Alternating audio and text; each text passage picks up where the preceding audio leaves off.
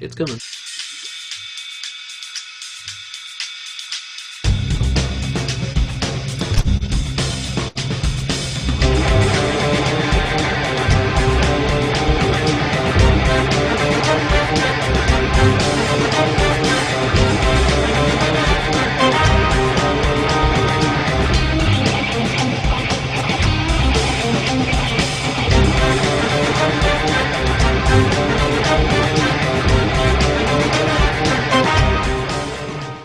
Hey everybody, welcome to the NoRights Podcast. I'm your host Ben, aka NoRights, aka that guy. Anyway, joining us this week, as per usual, my co-host and good buddy Ian, who's doing a call to himself to his tablet to be able to come in on both video and audio in the same window with us this week. So, how you doing, Ian?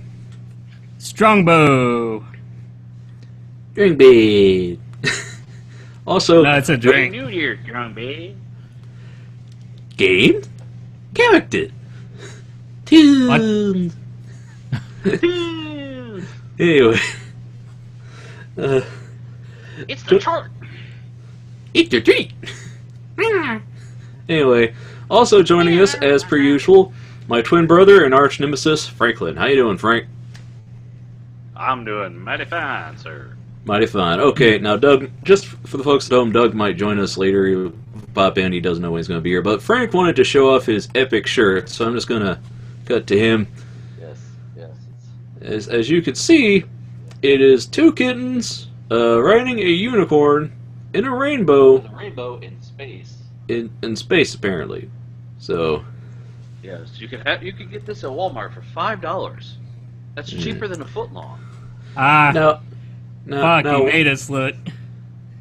Now, why didn't you get the Hug Life T-shirt, Frank? I only felt like spending $5. Oh, $5 T-shirt. I'll go back and get that one later. Oh man. So anyway, let's play a little catch-up, guys. Who wants to go first? Who wants to tell me what you've been up to since we last spoke? And it better be good. It better be good. Well, Or else I would deal out spankings. I'm not going to do them. I'm just saying, I'll say, spank that one. Yeah, hit him, Leroy. Well, I've been away from you guys. So that's good, I guess. Oh, hey. I'm just messing. Hey. Oh, man. Yeah, it's yeah, I mean, not much has changed with me. I've been doing more coding and stuff. I'm working on my battery naming script right now. So, yeah, I'm working on my battery naming and tagging. So, that's always fun. Yeah, you tag that batch. Yeah, I tagged that. Now, let's, are things going well in Ian's world? Or you, now that, you got a lady friend, you got dates that keep interrupting the podcast, you got projects. You seem happy. You seem like you got a lot going on now. So, hey, interrupting, I still managed to fit a full show in. It's just not like in the dead of night. Podcast starting in the dead of night. Dead of night. I mean, are you Dio now, Frank? No, remember Wabbit Swell. It's all well. Okay.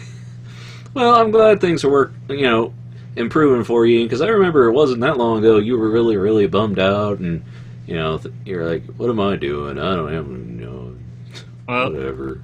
Yeah, I mean, I just reached a point in my life where I'm like, man, I feel lonely, man. I mean, Frank's the lucky one, man. Oh, well, Doug's also married, so. Well, don't tell him, but I still think Frank's the lucky one. Oh, that's cold, man. I know, that's this is cold. an awesome shirt, isn't it? Don't worry, he's not going to listen to the show. He's never going to hear it. So anyway. No. Yeah. All right. Well, I'm glad things are going well with you. How about you, Frank? What you been up to since the last episode? Before he goes on, I'd like to mention I did have one bad thing happen to me, though. I was walking down the stairs in my apartment building, and I was texting on my phone, so I was texting and walking down the stairs, and Oh no, it's like chewing gum. Don't do it. I know where this is going. yeah, and I tripped. I just about tripped, but I caught myself, but my phone went tumbling down the stairs, so I'm not sure if you could see this. Tumbling. Here's the phone. That's full phone screen. screen. That for It's black. can't see much when it's black unless there's a Okay, reflection on it. well, here you'll be able to see it with the white screen here. Looks all right on the camera, Ian. So I don't. What'll happen to it is okay, and now we can see it. Yeah. Oh, it's all Yeah. Yeah. Hold on, I gotta click. Oh Uh, yeah, you got one of those phones. That's Yeah. that's a meme. Everybody we know has one of these phones. Or Well, we all know the- somebody who has one. It's just the front glass is cracked and stuff. The rest of the phone is fine. The back camera didn't get scratched at all or anything. So I was gonna go up with my stepmom to T-Mobile like sometime during the week because I'm on like a family plan with them, and I just pretty much pay for my data and everything. So if we can't get it resolved there, I guess there's a phone place that fixes things around here somewhere, and all they would have to do is just replace the glass in the front. So Man, I've known some people, they keep that around, and it's like, you can't even read some of them, and it's just like, how do you intentionally go around shatter glass with your finger? Like, oh, hey, how's it going? And I'm like, I couldn't. But then again, my dad drove around with a busted windshield for a while, so... oh yeah, Yeah. he didn't give a fuck. He's Yeah, like, didn't he's like, oh, I got insurance. I could. He's like, I could get Yeah. I could get him to replace that whole glass right now if I want to. Well, why don't you? I just don't want to. All right. Yeah. That's Take time That's on our my dad. day. yeah. So, Frank, what have you been up to? Actually, I was talking about my buddy, one of my guys I work with. He's a big Verizon guy and Android guy, so he's got that Edge plan, so he gets the new, latest, and greatest shit when it comes out. And I was like tossing my head back and He's forth. got the Edge from U2. U2. Yeah. No, he's got the S7, and I was like, yeah, about the end of this year, I'll probably get another phone. He says, you can probably get this one because the next one will come out. He's like, but don't get the Edge because if you drop it or anything, they don't make a glass cover for it like they do the regular one because it's got that rounded screen. And I drop mine all the fucking time, so I'm not gonna do that. My last 3 phones have had big old chunks missing out of the back where they fell. Like my first iPhone had the aluminum back and bits of concrete from the ground dug into the aluminum. So yeah, I'm no good with that. I gotta have the tough thing. But Well, Frank, that phone, you got to get that phone though, man. It has the Edge. You pay for your Living own on seat, the but you edge, only baby. need the Edge. I remember when Edge was like the network. Oh, we got Edge network, and now it's like, fuck, I'm on Edge. Damn it. I'm waiting on a picture of a cat to load. It'll take 20 fucking minutes. God. But 5 bars, my ass. Anyway, but I've been talking about a guy about that. I'm not gonna upgrade for until I get a free upgrade. But I was wondering. I was like, well, what's the new hotness that's coming out? Because I didn't even know the S7 was out yet. So I was like, oh, okay. You chasing that new hotness with phones, Frank? I mean, I remember you had an iPhone, on T-Mobile before T-Mobile had the iPhone. Yeah. I was doing the whole modded jailbreak and all that shit, and then I got lazy and I started digging the whole stock interface. And then Android really is so versatile, and you don't have to change stuff unless you want to. So I'm just gonna go to unmodded Android phone and be happy with the fucking thing. Frank happy with what he has? I don't believe it. Right. I mean, either. Me fail English? That's impossible. Oh man. But so I've been doing that. This weekend again, I dumped a bunch more butt-ton hours into Fallout.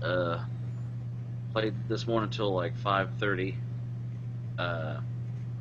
just trying to level up and change stuff around, trying to get all those perks, man. It's like Pokemon, you gotta get them all. So you're playing some Fallout? Did you listen to some Fallout when you were playing Fallout? You mean Fallout Boy? Yeah. No, I don't like them. No, it's funny though. He's like, no, I don't like them. No, sir. I don't like it. No, when you, sir, I don't like it. No, when you play the game, you got the ambient noise and music in the background, which is kind of like all cinematic and like serious, and it's kind of rough to play for hours on end. And then in the game, they've got a radio station you can listen to, which is oldies. So I'm like, that's right up my alley. But you know, you're in a gunfight with raiders, and you're listening to fucking 1930s. Some radio. Yeah, and it's funny because like, you know, it's after the bombs fell, so there's like one guy broadcasting the thing. He's like, that was you know, whatever, by some guy, and he's not the best personality. It's hilarious. But anyway, so I'm doing that. By the way, Ben, do you have this set so it switches to us? I mean, I know the audience would love to see your mug all day, but since we all now have a face. Well, see, the last time Frank was crying about, like, I don't like how it jerks to everybody's face when they're doing stuff. It's like, well, I know it's just us in a room talking, it makes sense. But when we're playing Minecraft, you go from a screen with someone running to a screen with some guy falling to another. It's too much. You can't. But it cuts so fast, you can't pay attention to what's going on. Well, the thing you also have to worry about is if somebody's microphone has like a little bit of noise playing, so, like whenever somebody else is talking, you'll cut back to them for a second, and it's like, don't do that. Yeah. So, all right, well, that's Hangouts really encourages professionalism, where you have to wait for the other person to finish speaking, so the camera will be on you until you're done, and then vice versa. Frank talking about professionalism. I just don't know what's going to come of this show. He's going to be happy with what he has, and he's going to try and be professional. English, that's impossible. Oh, man. So, anyway, I guess I'm the last one to go until Doug pops in. What have I been doing? Well, I saw my doctor. Anyways, it's time for news? Yeah. Don't be a dick, guys. No. Don't be a dick, Dick. We're two dicks. A pair of dicks. In one. You're in one? Oh. Yeah. No. I saw my doctor recently and talked to him about how the therapist was saying I probably have ADHD, and you know we went through the diagnostics of, you know, if you have these symptoms, you know, more than 5 of them, it means you probably have it, and yeah, I ticked quite a number of the boxes. So I started the meds today after there was some issue with my insurance. Like, he's like, oh, it's a control thing, so we can't just send it to the pharmacy. I'll send you a piece of paper. And I'm like, okay, went out there, and they were like, yeah, we got to call the insurance, and they say we need to call the doctor and make sure that it's the thing he wants, and they have to, you know, it's like, oh, great. So I finally, I'm sorry, what were you talking about? I wasn't paying attention. Yeah, he did this joke before the show, and it wasn't funny then. So, just letting you know. How you like the new meds, Ben? You know, I've been feeling all right. You know, I mean, I'm going to wait a while and see how if it takes effect. Although when I was looking through for news stories and surfing the web for other things, I was able to stay a lot more focused. So hopefully, when I start working in the studio on, the daily grind, it's going to be nice. But yeah. That's been the main news. I've also getting ready to start my mentoring with Steven Silver. I thought I had scheduled a session, but I guess I should have followed up because we got the dates wrong, and it's it was my fault for not being as obsessed with due dates as I usually am, because I'm always obsessive because I know I'm going to mess it up, and I was like, no, I could just send one, and it's not going to. Oh, I messed it up. Well, so wait, repeat that again. You messed up. Holy crap. Well, I know I look like I'm perfect, Ian, but I can only look like a golden god in so many ways. So, anyway. Well, looking forward to doing that, because it's nice. It's gonna be nice to have somebody I respect and admire helping guide me in my career and art path, and and improve things, because you guys know what it's like when you try to do your own thing and you don't know where you're going, and you don't know, you're not getting any feedback from anybody about if you're on the right track, or if you're not even in the right room, man. You know what I'm talking about, Frank? Check out my Tumblr. Check out my Tumblr, please.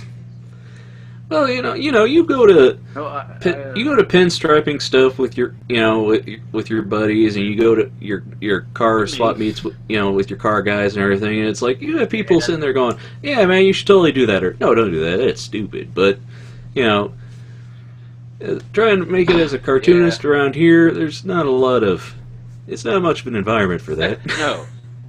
And then You I come can't on the even draw podcast for and food. I can't even come on this show and say, "Hey, I'd like to talk to you about animation." Ian's like, "You got too much animation news on this show, man. Cut it back. You're just it's boring people. Bored. Hey, I don't mind the topics that you do about animation. I don't know, the animation news though is, I don't know. Like, we could do them, but it's not like every single one. I don't think is good. As good, I guess. It's like, I just wish you'd spend your time talking about hot babes. Just show pictures of hot babes. I mean, why are we doing that right now? I mean, babes, they're awesome. Right? Anyway. Now, you've been doing really good the last few weeks. I mean, you've mixed it up and everything. And now I'm going to totally sabotage it. No. No, sabotage. Okay. So, Actually, that's what my... I was just reading, and why I wasn't focusing entirely on what you were saying, Ben, I apologize. I was reading a post on Reddit, on the subreddit, "Does anyone else," whenever they post something and people go, "Yeah," or "No, that's weird." is it anyone else, or is it just me? I've heard about that. DAE. Does anyone else? Anyway. Well, on Allison Rosen Is Your New Best Friend, that podcast, they have a segment where, is it everyone else or just me? Well, anyway, in this post, the guy asked, "Does anyone else not have a whole lot of friends now that they're getting older?" And he's like, "In my teens, I was popular in school. In my 20s, I had a bunch of friends." He's like, "Now that I'm in my 30s," he's like, "other than my wife, I don't really hang out with anybody." And I'm like, exactly. And I enjoy that. Well, Smaller circle, less bullshit. it's like we've talked about before, after high school and college, the only time you're really around people your own age organically anymore is when you're in the nursing home. So, well, no, when I was in my teens, I was the guy who tried to have a lot of friends, and then when I was after college, in college I hung out with people that I went to school with, and then when I was after college, I was in a car club for a long fucking time, and hung out with those guys, and then I really didn't do anything, and I moved here, with my wife, and not to be sappy or whatever, she's my best friend. If I'm hanging out with somebody, tell you about my best friend. I'm hanging out with somebody, it's her, we're watching TV together, we're going out, we're doing whatever, or I'm by myself, and I like it, less people, less bullshit, no drama, none whatsoever. It's awesome. Yeah. No baby mama drama. No. Thank God. I don't know how we got out of that alive, you and I, Ben. Well, I intentionally didn't get anybody pregnant. I don't. I know you looked looked into not having that. It was a conscious decision on my part. I just fell back asswards into that. But no, like, people I knew were like, second or third kid by the time we graduated, and now they're like, fucking had litters like hamsters, and they're stuck with some crazy girl. They're either with them, or they got to deal with them every so many weeks, and it's like, ugh. Now, could you imagine if you had to be on like child support with like 5 kids? I love seeing the Facebook posts by people that have to do child support, and they're like, "Oh, that woman, she doesn't do this, she doesn't," like, No. And It's you go not and the cry guy at who does Facebook. it, who posted about it. It's the guy's girlfriend.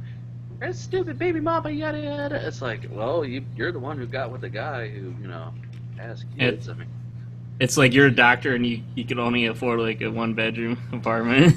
Well, I mean, the thing is, man, it's like when I was in school, I just hung out with whoever. I mean, I had groups of people I hung out with, but we all kind of knew each other. And it's like now that we're, everyone's reaching, the same age. Everybody's on Facebook, and they collect all their, everybody they knew. It's like our entire graduating class is on Facebook, and some of the people.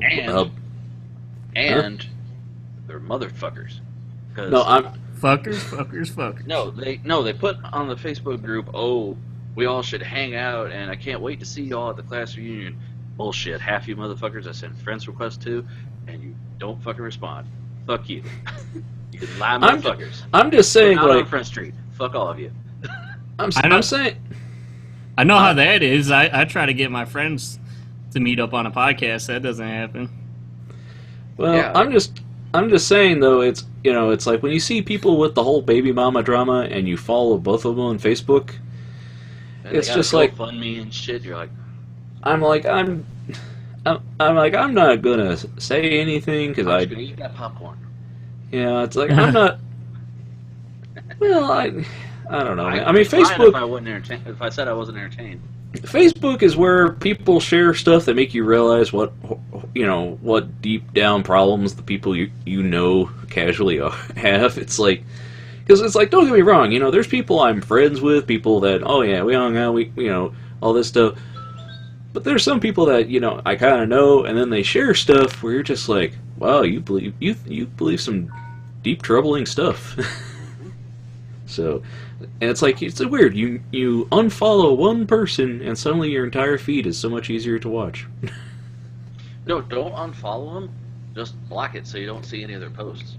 No, if you unfollow them, you don't see them, and they don't know that you're not following them anymore. So every time they post their regular reshares, they will because they'll go, hey, do you want to be friends with Ben Thompson? I thought I was. No. That's what a blocking will tell them straight up that you blocked them. Unfollowing is just, I just don't want to see their stuff. You used to be able to say, just show me the important updates, and then everything came through anyway. Because Facebook can't have a slider of controls. It always has to be, we're just gonna. They can. It's just gonna cost money at some point. It's funny that there's cartoonists I follow. They're like, I'm a cartoonist, and people are following me, and I try to post my strip, and Facebook just arbitrarily decides that it's not going to show it to so many certain people, so that it can suggest it to people that don't want to see it. I'm like, but these people intentionally followed me. Shouldn't they be able to see my content? Nope. We're gonna dick you over. So. Anyway. All right. So, I guess it's time for the news. I'm gonna cut to Ian's cam. I turned it back to my cam because my mic picks up like a little bit of sound, so it would just flicker back and forth to Frank whenever he got a little bit quiet. And I don't think anybody wants that strobing effect. So. Well, I just figured it would be good because then, like since I finally have my mug on here, we could it would be better utilized a little bit. He's like, look, I'm pretty now. I want everybody to appreciate it. He's got his face on. Yeah. All right.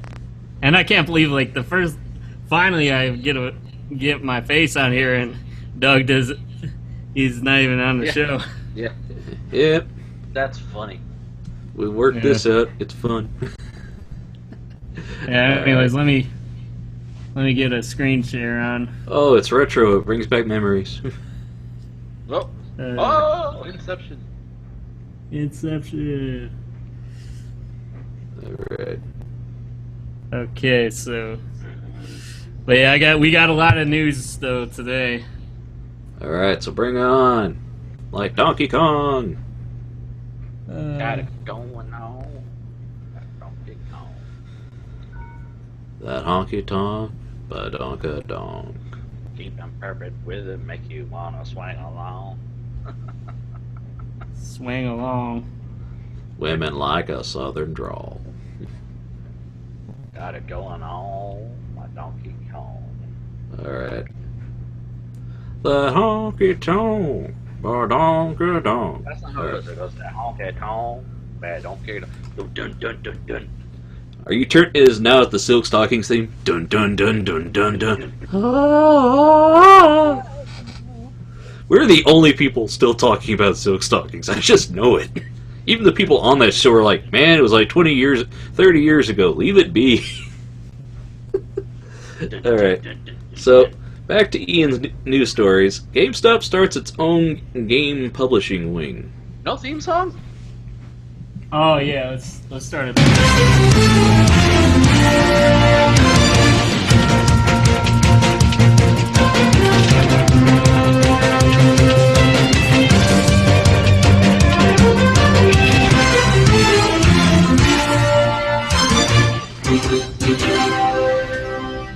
The news with Ian and his theme song.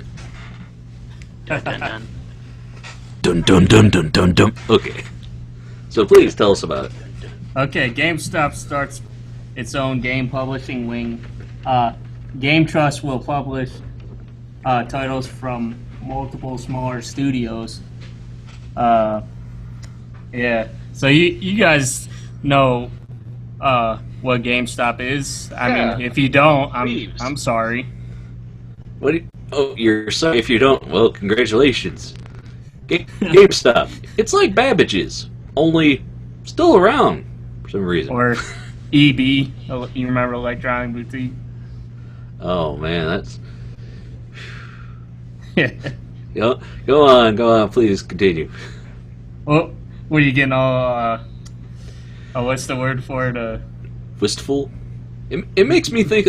I saw a video recently of a guy who went to one of the few remaining Blockbusters still around. He's like, "Oh man, I want to kind of stay the night here. It's so nice." It's like, I'm not that nostalgic. Yeah, nostalgic. Anyways, now that GameStop has dipped its toes into game publishing, it's ready to jump in with both feet. The retailer has launched Game Trust, its own publishing division. The new wing will initially handle titles from existing partner. How do you say it? Insomniac games of Ratchet and Clank fame, as well as Frozen Byte, Shrine, Ready at Dawn, The Order 1886, and Tequila Works Deadlight. As you might guess, this isn't a traditional publishing business. GameStop is taking a hands-off approach to the actual content. Instead, it wants to create exclusive real estate online and in physical stores to help people discover indie games that might otherwise get missed. Of course it does. Of course they do. Of course they do. Of course they do. And despite GameStop's tendency to protect its retail business at all costs, this will include digital releases on top of old school discs. It's not clear which distribution platform Game Trust will reach, but it will produce games for both consoles and PCs, including in VR when relevant. The move isn't exactly a shocker. GameStop sales continue to drop as the industry moves towards digital releases. It knows that it can't rely on physical game sales forever, and it has been diversifying its offerings for years. Becoming a game publisher not only gives GameStop something unique to offer at retail, but helps its bottom line, even if players are happy with downloading games at home. And I would like to say first, I mean, that's definitely true. Like, just like with the Blockbusters, the video game outlets, it's hard for them to stay afloat. Any kind of physical media, it's hard. The FYEs and everything, the biggest argument with GameStop is you have to justify your existence. And for a long time, they were justifying their existence by, well, you gotta pre-order the games to get this, and get the strategy guide. And now it's like, no, we don't. No, fuck you. So, it makes sense that they're going to try, I mean, don't get me wrong, for one, I love indies, so anybody helping facilitate indies' success and adoption, I think is good. I mean, it's just, how much of it's going to be, hey, we've got this title, and you can only get it at our physical locations. We're going to keep this building open as long as we can. It's like, we don't care no more, guys. Yeah. Just. Well, like, do you think it's sort of like what we were discussing about like the movie theaters and stuff? Do you think like if they really amped up the experience in the stores to make it like a lot more fun, you think they could do better? Like, you have like pretty much like arcades or something in there, or something. It's like the movie theaters. It's like comic book stores, that places in the chain have to justify their existence, and instead they guilt trip other departments. I've heard of comic book stores. They were like, oh, hey, we've got this app, and then you use the app to go to your comic book store to get a discount on this. It's like they're just putting an excuse to have to put another step in it, and you're not justifying it. You're adding a step. I mean, publishing, I think, is a good move, but as to tying it to the physical stores and stuff, I mean, is anybody really nostalgic for? I mean, how nostalgic are you guys for going to Blockbuster? I do like the idea of just going somewhere and seeing a shelf of games, but Well, I mean, I guess that would be more like if they were like everywhere, pretty much. Like if I could just walk across the street and hang out there, but they're not. Like you have to go to like fucking an hour away to some places, and it's like that's for that kind of experience. No, it wouldn't be worth it because it takes you so long to get there, and it's like they don't have anything specific that you wouldn't find at Best Buy or that you can't find on Amazon cheaper, and it's like right. You need to justify things like that. If you want to justify your existence, become a specialty place. Movie theaters that show art house films, or dollar theaters that are extremely cheap for people to come in, or comic shops do that, where they comic shops are becoming less of a creepy nerd cave where you get challenged for coming in, and more it's like family days and events and free comic book days and stuff. It's like,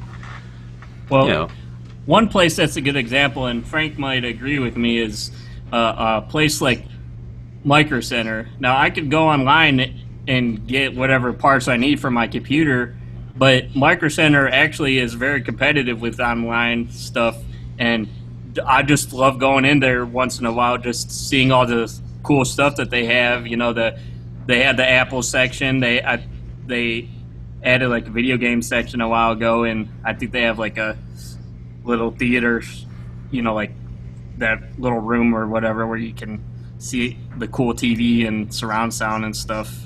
Yeah, but not dicks. Yeah, you got to have a reason for people to want to hang out and be there. I think guess. It sounds to me like the cool places that justify their existence. It's like, Frank, that barber shop you started going to. It's like, who thinks about barber shops? But it's like, they're focused on being a place that's like that. It's an experience to get shaved. You go there to talk with a bunch of dudes, and you talk about similar things. So yeah, I mean, even if people don't spend as much, just having the experience there, like even if you could just get people to hang out at, like, you have couches and stuff there or something, like people being around there, they will eventually buy stuff. I think it's an interesting thing about like how this day and age the movement has, like, most people have turned to, I just order stuff online because A, it's cheaper, and B, I don't want to deal with people that are salesmen that are dicks. And now it's like, I think we could really use the push for physical and brick and mortar stores to actually have good salesmanship and like actually be encouraging and a place you want to come back to for a reason. Like the people actually know what they're talking about, or they actually have a good service to sell you, rather than, we know this is the only place you're going to go, so we don't have to worry about it. Now they have to. Well, that's kind of like that. That's a very good point. Like with the people there at Micro Center, I love going there and just discussing, because it's that they only hire people there usually that are into technology and stuff and are more nerds, and I just enjoy going there a lot of times to like strike up a conversation with the guy for like 10 or 20 minutes or something, and because it's enjoyable talking to them, versus a place like Best Buy, a little bit more they're I mean, like, they know what they're talking about, but it's like they don't seem like they enjoy talking to the people there as much, I guess, you know. They're a little bit more dickish, I think. Yes. Yeah, it's, you know, it's the experience, and, you know, like when a customer buys something, or, you know, like buys shirts, buys media, buys a thing, it's part of who they identify with, and it's like, you know, do people really identify as Game Stoppers? They're gonna have to work on that one. That's all I'm saying. But anyway, I guess next news story then, because I think we all seem pretty agreement on this one. Well, Shit. well, I mean, like I was saying, it's just, yeah, you got to focus on the people working there. That's very important, key. And what you I mean, provide. That's why Radio Shack's kind of. Well, I mean, that's the thing. We realize that now that all those Radio Shacks, you know, just turned into phone stores. It's like, hey, where do I get a stereo splitter, or where do I get these things that Radio Shack used to provide? And it's like, got this for my headphones at a Radio Shack, and the girl knew as soon as I said a Y splitter. She says, "Do you need this, that?" And she actually knew what the fuck I was talking about. Versus any other store. Nah, man, that's all we got over there. I don't know. If they ain't there, we ain't got it. yeah, you know, it's like you miss the elements of what makes the place the place, and if they can carve out a niche for themselves, you know, or niche or whatever however we say it, then good on them. You know, it's just you have to justify it. So, Put some snake Yeah. on. you know, I mean, that's how those blockbusters stay open. Is they focus on their community. They stock certain films that they know the people there want to watch, or they keep up to date on what the people in the area want to justify themselves, and they aren't beholden to the latest move and have a wall filled with a big release that nobody there wants to see. Bum, bum, bum, bum. Yeah. So anyway, Microsoft sues U.S. government over data requests. Oh my. By the way, before I go on to this, did you guys hear about how, you know, that guy Nick Cannon from America's Got Talent? Like, he's like head there now at Radio Shack or something. And he's trying to help bring it back. Well, for a minute it was Shack, you know, because Radio Shack, see, so, Yeah. and that didn't work worth a fuck. I saw a joke. They said he can't sign his letters Love Shack because the B-52s just ruined that for him.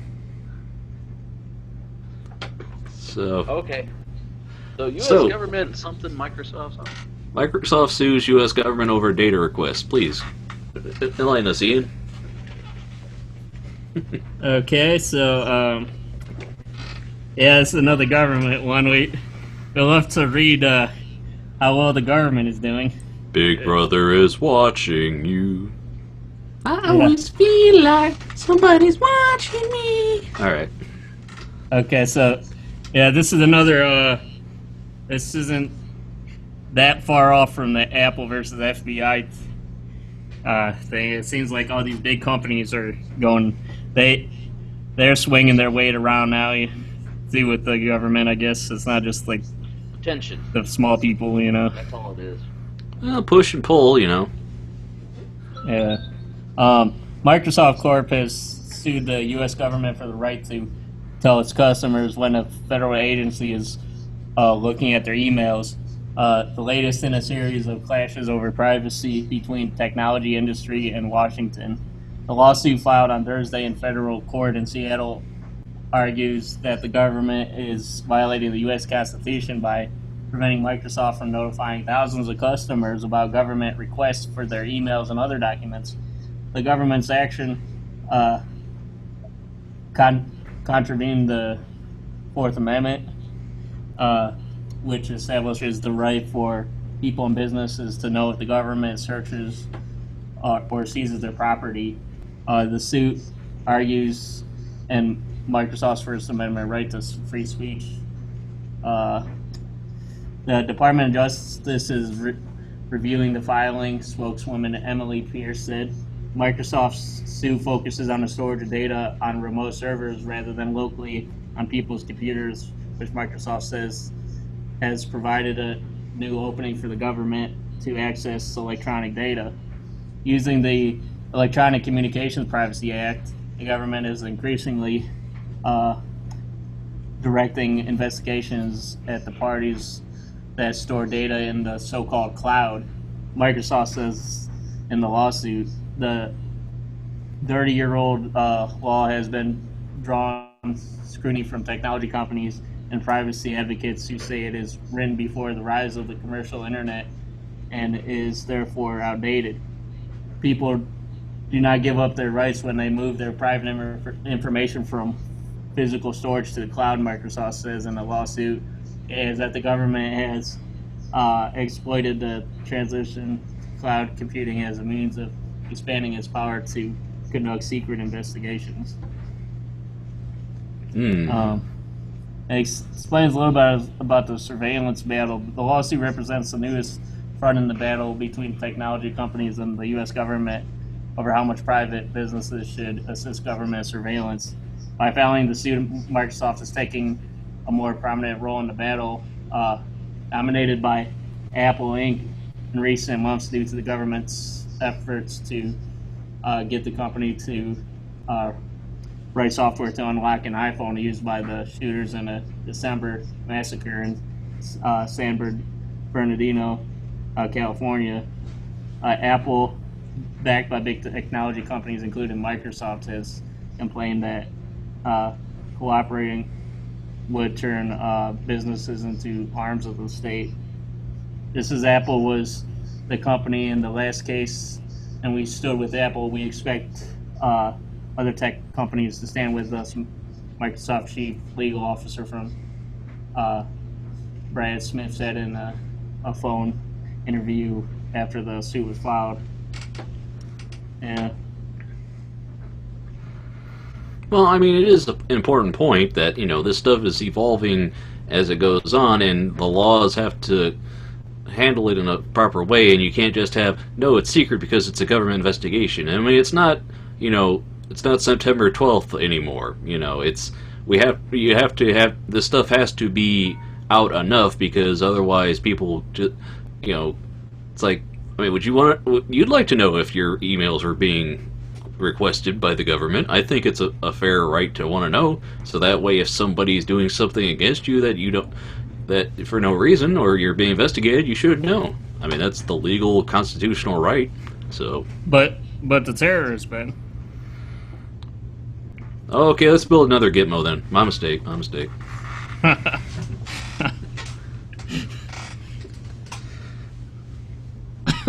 What are your thoughts, Franklin? You're awful quiet. If we surrender our data, the terrorists win. And then it becomes terrorist data. And, nobody wants to pitch your data from Star Trek and that beard. And never mind. Oh, no, Frank, no. Anyway. So, yeah, I think, the thing is, some people are saying it's just an attention thing, but it's like, if they don't make this fuss, and you don't make a point every time the government asks for this stuff, soon the government will just take all of it. And, the companies will have no ability to push back, and then your encryption doesn't mean jack. It's definitely a slippery slope, Mm-hmm. Well, the problem is they don't want to. They say the law is outdated. Well, you got to change the law to make it mean one thing. If you go by the one old standard, it's gonna stick. Well, that's the government. They're like, well, they don't want to change the law unless advocates make a point that, hey, this law is outdated, needs changing, and people raise enough of a stink. So No. The government thinks the law is outdated because they think that it doesn't apply to the cloud because it was written before the cloud. Well, no, the law is saying, the law in this story is saying that because it moves from their computers to the cloud, that therefore the government can access it, and it's not the same thing. So anyway, that's how I read it, but anyway. And soon before you know it, you won't even be allowed to have a hard drive. They'll be like, for your own safety, your hard drive is going to be the cloud. Sorry, sir, I gotta inspect your asshole. Sorry, sir, the computer has determined that you were visiting a site that you shouldn't have. We're now closing down and locking, and an officer will be here in a minute. Yeah.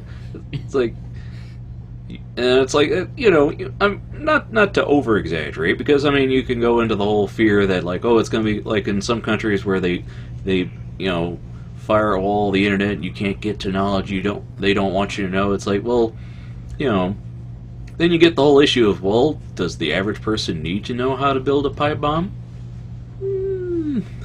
Probably not, but I don't know. We talked about that with the 3D printed gun controversy and all that stuff too. So, but yeah, I think we're all in agreement that it is a slippery slope, but one that there's going to be pushed back and forth, and each story is going to, like, I believe the government should do this, and I believe that the company should do that. So, awkward, uncomfortable conversations with your nana. That's all this is going to be. Welcome to people share on Facebook why they should just do it because terrorists.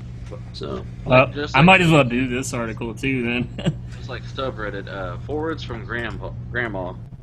Oh man. Alright. Tell us all about the senators play terror card to lobby public for backdoor crypto legislation. Yeah. Oh man. Quest for the decryption golden key resumes. Trust us, we'll get a court order, it says. The two U.S. lawmakers behind the legislation requiring the tech sector to build backdoors and encrypted products are playing the terrorism card in an editorial Thursday in the Wall Street Journal. Richard Burr, RNC, and Senator Dianne Feinstein. Feinstein. Stoke fears that our personal safety is tied to their proposed legislation. The pair cite what they called an Islamic State-inspired attack last year in Garland, Texas, and the non-terror-related murder of a Louisiana pregnant woman named Brittany Mills. These are two of the many cases where law enforcement is unable to fully investigate terrorism or criminal activities. In fact, today the FBI is unable to gain access to data on many of the mobile devices they obtained that are password protected. Lawmakers, right? What does the law they propose require? The lawmakers don't use the term backdoor per se, but they want the tech sector to have the ability to fork over the authorities with a court order any encrypted data from any of the products. The draft proposal requires a person or a company, when served with a court order, to provide law enforcement with information in readable form where appropriate technical assistance that is responsive to judicial requests. This will enable law enforcement to conduct investigations using the communications involved in criminal and terrorist activities. Yeah. I mean, we talked about before about that last week tonight with John Oliver episode about encryption and how, Senator Lindsey Graham was thinking it was very easy. Like, why can't we get encryption? Why can't we get this stuff? How hard is it to get into a phone? And then, well, I've had it explained to me that this is actually a very more complicated thing than it is. It's like, well, yeah, because they can write that all they want, that the companies need to fork over the information. It's not that easy, because if you break encryption, then it's useless. So, yeah. Well, I was just thinking though at the same point with the whole Microsoft thing before. It's like I'm definitely on their side in that instance, but it's like, look at Windows 10. That whole thing is a spyware. The whole operating system. Well, yeah. Well, that's the thing. It's like they built it, so be surprised that the people that built the thing might be able to get your information and might be able to watch you and might be able to see all this stuff. It's like, I don't know. It's like, hey, this contractor built me a house and I didn't ask any questions. And now I found a camera in my bedroom. What's up with that? Well, it's like, yeah. You remember what's wrong with having your Kinect always on and watching you and listening to you and your Barbie doll? Yeah, and then it backs everything up to the cloud. I mean, so you can record it and see it later. The Internet of Things. Yeah, but it's like, this one they bring up the Clinton era, thing with cell phones and all that stuff. It's like, it's not, if it's not real, really plausible. The fact that they can argue that we want the data, they're just going to get legal cases from the companies over the time. They're not going to be able to roll this one in the ground. So I don't know. But then, of course, once we have the next terrorist, attack on American soil, people are going to be rallying around behind that one and say, "Look, see, this is why." Shut up. Yeah. Oh. Well, I mean, my whole thing is like, if law enforcement and government and stuff, like, if everybody was like a perfect being or God, like, I guess it wouldn't be a problem then. But they're not. But if they were perfect beings, then how come they couldn't see the crimes before they happened and stop them? Well, that too. Oh no, I broke the world. Alright. So, our next news story, ex-GTA 5 studio boss sues Rockstar Games for $150 million. Yeah.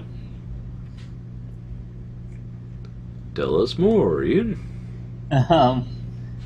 Yeah, so this one is pretty lengthy. I read about it a little bit before, but yeah, I'll just read a little bit here.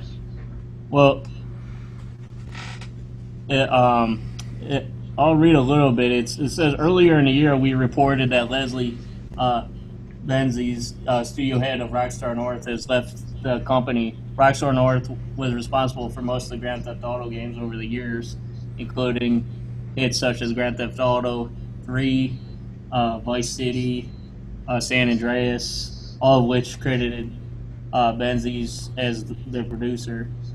Now Benzies is suing the studio for $150 million over unpaid royalties. In September of 2014, Benzies was on sabbatical from Rockstar North. This January, the studio released a statement saying he decided not to return to work. In fact, quote unquote, when attempting to resume his duties upon conclusion of his sabbatical on April 1st of 2015, Mr. Benzies found himself unable to enter the Rockstar North office because his facility's access device has been deactivated. Christopher Bakes said, a partner with Locklord law firm representing Benzies, said in a prepared statement. After being let inside by building security, Mr. Benzies was then ordered to leave by the Rockstar North office manager without reason. The lawsuit claims that GTA series creator Dan and Sam Hauser tried to force Benzies out of the company and unjustly terminating $150 million in royalty payments based upon arbitrary actions by the company's royalty allocation committee, a committee that may or may not have actually ever met. Benzies also accused Sam House specifically of mounting resentment that Benzies received the same compensation from Take-Two as the House brothers. Yeah, at the same time, Rockstar issued a statement that he was not to return. It was in mediation with Benzies over unpaid royalties. Bake stated that out of bounds and inaccurate press statement represents a breach of its mediation obligation. Mr. Benzies has spent the bulk of his life in the video game industry and looks forward to reaching a fair settlement so he can continue creating great entertainment software in a respectful environment that truly values the work of game developers. Yeah. I mean, like, this whole thing is like a bit. There's like several different sources I saw for this, but Honor's done. Okay, Yeah. cool. So, I mean, the thing is, we're not going to know. You know, it sounds like obviously the people in the company were forcing him out, and it has something to do with the the royalties as well. But it's the question of who, were they trying to get him out because he's a producer, not the creator. So I don't know. I'm curious to see, like even if there were issues with him and they said they could have said they wanted him out of the thing, you can't just force somebody that's that invested out like that. It's not that easy. You got to do it properly, and so I'm interested to see how that plays out. Yeah. It also says in the related thing about that Lindsay Lohan thing about how she was trying to sue them. Well, because they're like that. She was like, "That's me," and it's like, well, be honest. There's like 5 or 6 different women that could easily be. So I don't know. So, Yeah. what are your thoughts on this story, Frank?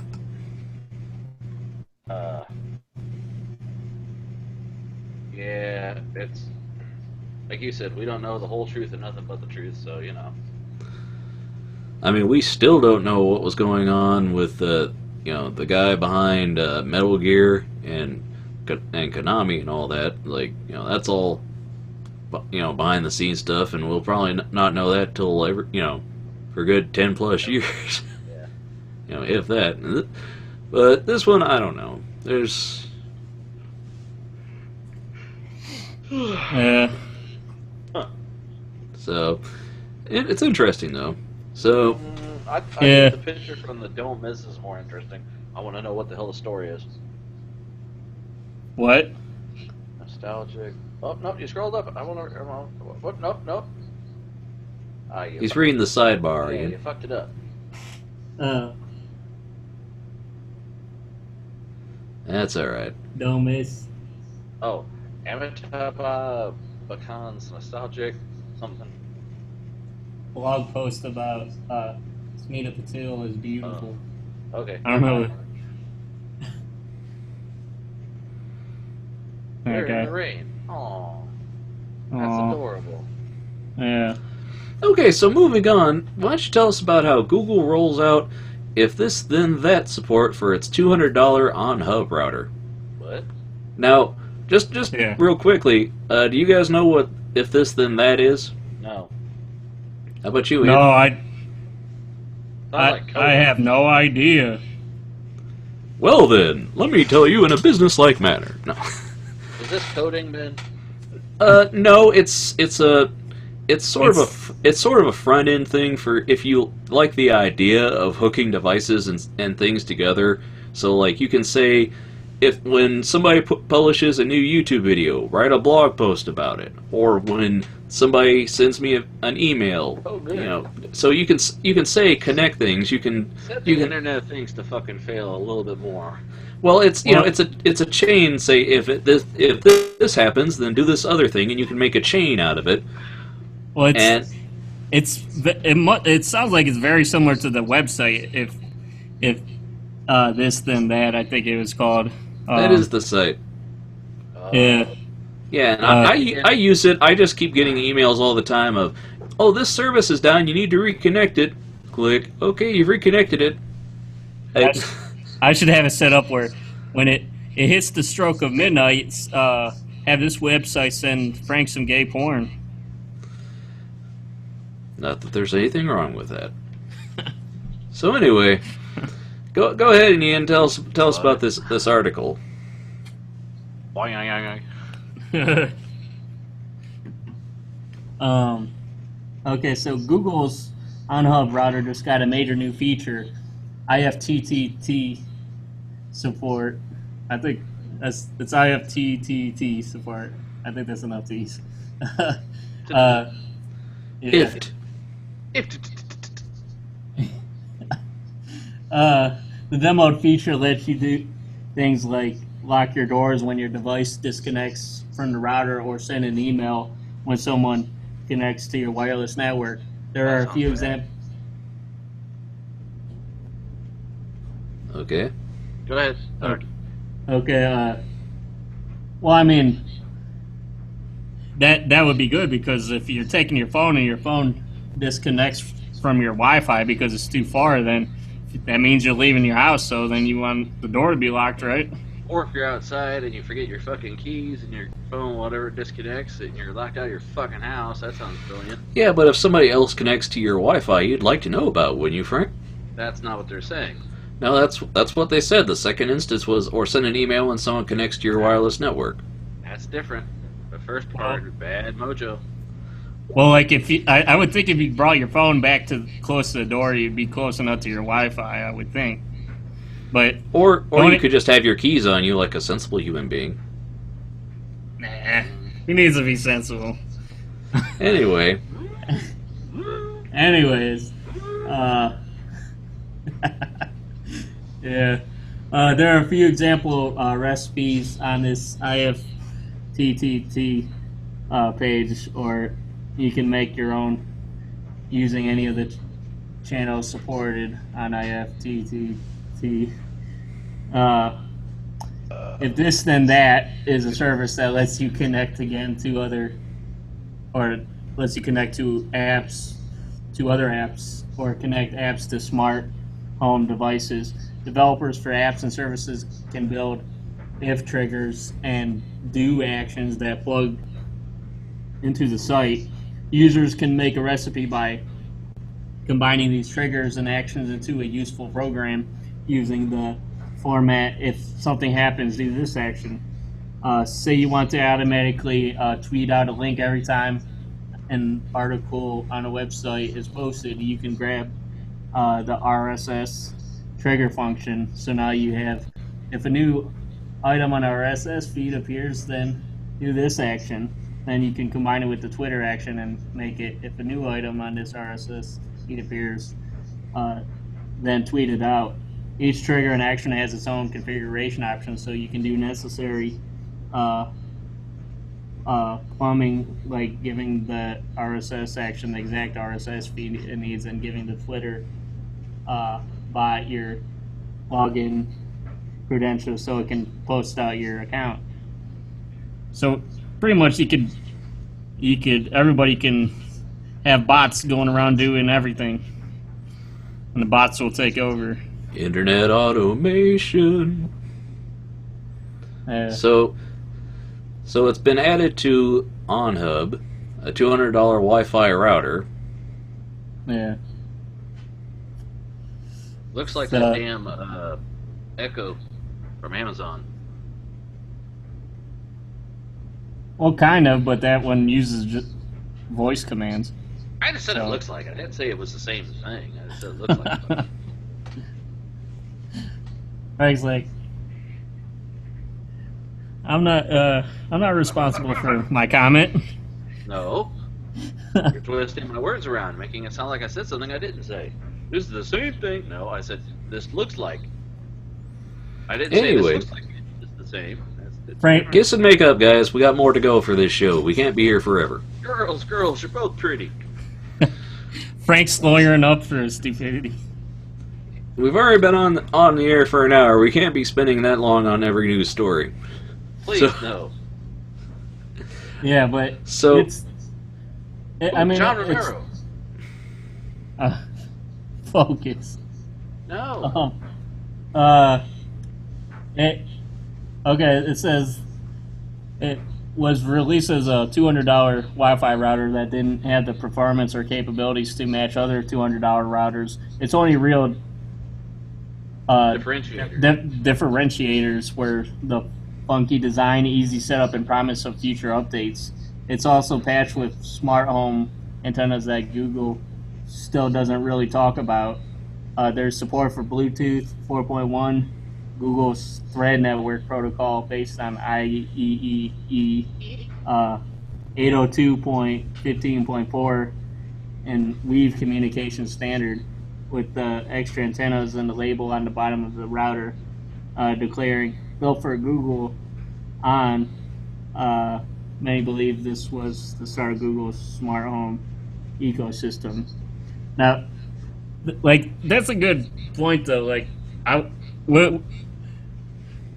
I know some devices can be overpriced and stuff, but like, do you guys buy things or pay a little bit more money for things where if it didn't have the features now, but just through updates through the software alone, and you knew in the future it could get a lot more powerful? Like, can you get behind things like that? No, because you never know if that update's going to come. Yeah. That's like saying, hey, why don't you pre-order this game? We swear when it's finished, it's going to be awesome, and we're totally not going to make it DLC that you have to buy separately. It's the same as that. You never know that it's going to come, and why spend money on vaporware? Why? And the issue that I saw when this story, I was tempted to cover this story, and I saw it linked on Reddit, and people were tearing it apart because, well, let's just keep Google from deciding that they don't want to do it, just like they decided to shut down all those other routers and make it illegal for anybody to make a system to keep them alive just because they had something that competed. Yeah, and one of the first things was somebody saying, I still haven't forgiven them for shutting down Google Reader, and that stuff was free. It's like, if they just decide to stop doing their, smart home stuff, what's to keep them from just stopping? And you're like, you've invested a lot in devices, and you have this whole thing set up, and now it doesn't work anymore. So I'm not going to pay, for something underpowered on the promise, Google's promise. No offense, I use Google products all the time, but a promise doesn't mean anything. Right. I bought my last phone and tablet based on, well, this is the newest, latest, and greatest. I'll be able to upgrade.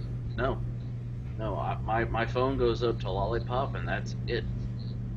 My tablet was the latest and greatest at the time. I think it's still on KitKat. So, yeah. But I don't know. I try to be open to things that they have that could have potential. I believe in potential. I believe in potential too. It's just I've also been burned enough times to go. Don't get me wrong. They say it's $200, so it's priced. It's not priced as well as That's the problem. Is there's other $200 routers that are better right now. The promise is this is going to be a $200 router that in 6 months, a year is a better device than it is now. And it's like, well, who's to say when that's going to happen? And until then, why get that? Like when I was showing you guys my tablet that's basically a knockoff Cintiq. That was $200, and I got that because it was $200, and even a comparative device is going to be $400 or more. So yeah. It's like that's a deal. This so far, from Google making promises that it's going to be awesome, just like Google Buzz was going to be awesome, and Google Wave was going to be awesome. Google Reader was awesome, and how it's just. Well, I mean, I guess, I know $200 is a lot of money for like a router, but I mean, what was making it sort of underpowered compared to other routers? Like what couldn't it do, I guess, is the question. I don't know. I haven't read through the article. It looks like it was overpriced for what you get. I mean, don't get me wrong. I think it's a good move for the if this then that support. I think they're on the right ticket with that. But that's not selling the idea of an underpowered, overpriced router to me. I mean, if it has Google on it and they're saying hey, it's a product from Google and they're promising stuff, it's like, yeah, it's like, don't get me wrong, Google has delivered some good stuff, but then they also stop delivering good stuff when it suits them. So, okay, what else we got? All right. And Ian's last story. Oh, whoops. Ooh. What happened? What is happening? What had happened was. Oh, shit. Oh no. It's Firefox, man. Oh man. Oh, I use Chrome. It's like Chrome, Firefox. Like you can't even get a browser that doesn't. I use Chrome because I load Chrome because it takes less time to load and scroll around things, but it also, like, if you leave it open, it will eat all your RAM because it launches a billion instances of Chrome Helper, and then if you use Firefox, it wants the page to fully and totally load before it will let you move a thing. So, Yeah, here we go. I guess that right. just means we should go back to Internet Explorer and Safari. Opera. even Yeah. Microsoft has given up on Explorer now. Now what are they using now? It's Edge? Yeah. Yeah, Back it's to the edgier. Edge.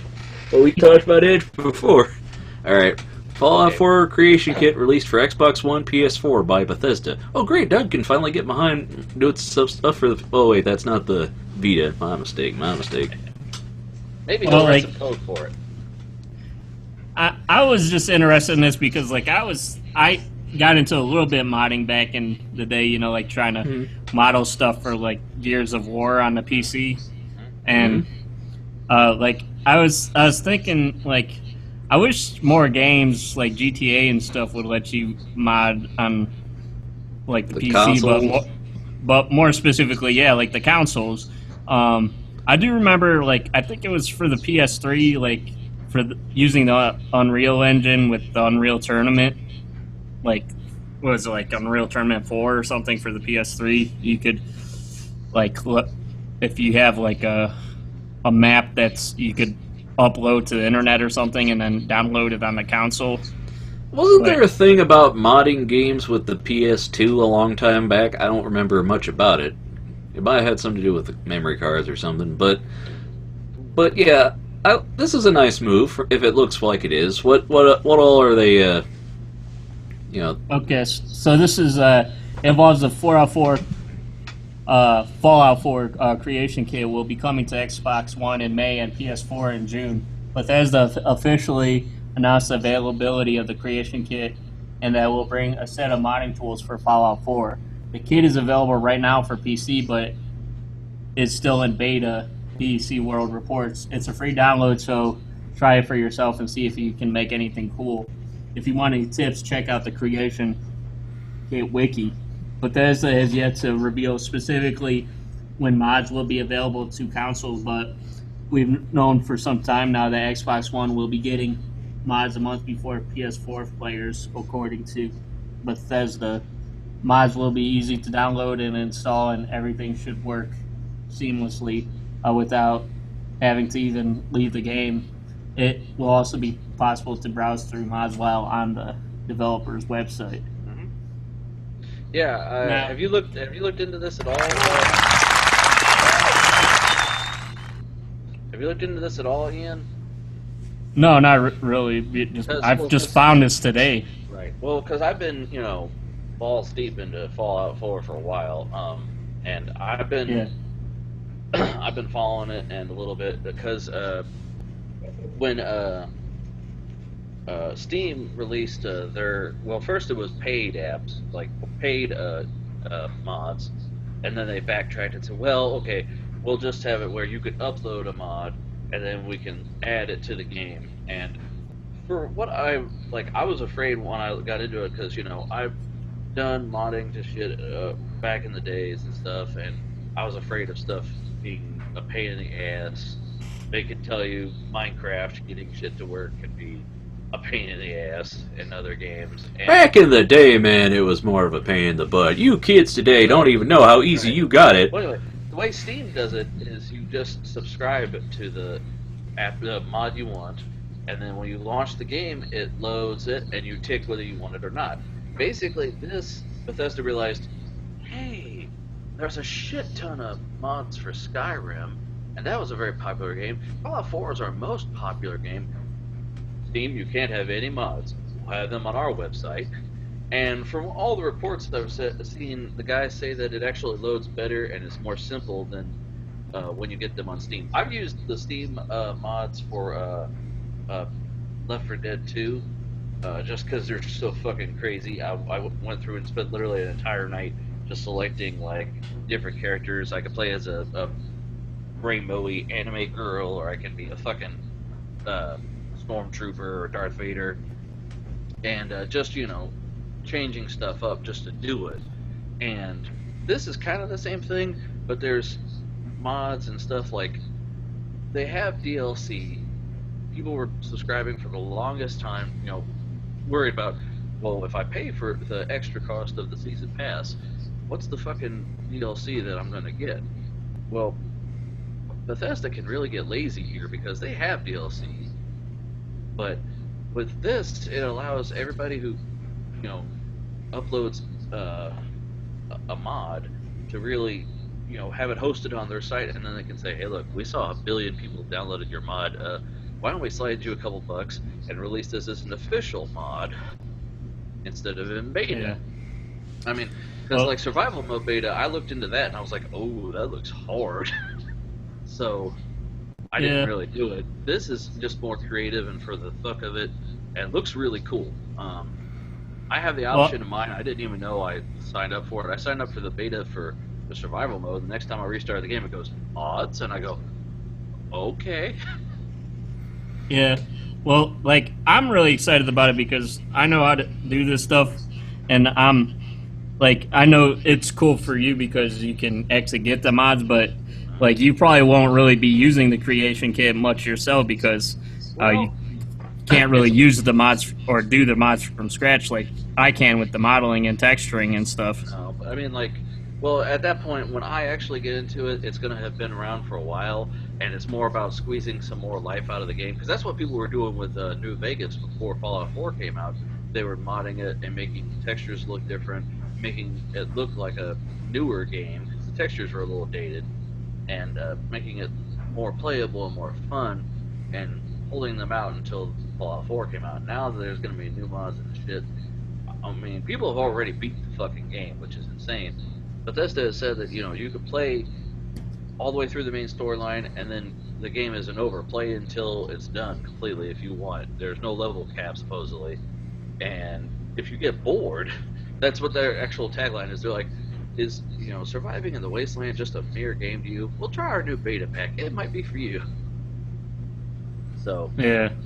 Well, I'm just interested in, like, the level mods and stuff. Like, I know you like the skins are cool, and the performance, like the shaders and stuff mods, but like I like the mods where you can download like a whole new map and stuff, I mean, people make a whole new game out of it. Right, that's what people have been doing mods. Like there's a guy or two I follow on YouTube that have mods, because mods have been released unofficially for a while, and the same guys who did the Skyrim mods, they're like, oh, you got this and that, and then Thomas the Tank Engine, whatever. But like it can add more playability. It's more immersive. Throwing back onto the Skyrim mod. Instead of just walking through to where you're going, if there's a storm, you have to camp and keep yourself from getting hypothermia and shit like that, and make it more enjoyable and make more stuff to it. Because like this game, there's no cars. You walk everywhere. But you have the option to fast travel, and that's what beta does. It takes out the option to fast travel. You have to walk every fucking where, and now they're adding robots and other characters and creatures, and it's crazy. I'm enjoying what I've seen so far, and I haven't even got the DLC yet. I will be buying it, but I'll wait until a sale because I've missed out. They're like, oh, tomorrow it goes up in price, and I didn't realize that it was doubling. It was like $25, and now it's like $50. So. Did you ever play the third game with the DLC mod with the? I forget what it was called, but I know my one friend Mike who went to the Art Institute of Pittsburgh with me as well. He was excited about that Pittsburgh map. Yeah, the pit for the Fallout 3. Yeah, I saw the that. pit. I saw that. It's a weird thing in its own. It's like it could be its own fucking game almost. I forget again. I remember back then, like, wasn't there somebody that was modeling Pittsburgh? Was that what you were talking about for Fallout 3? Or somebody was like, you're talking about somebody was modeling the whole city? Well, like me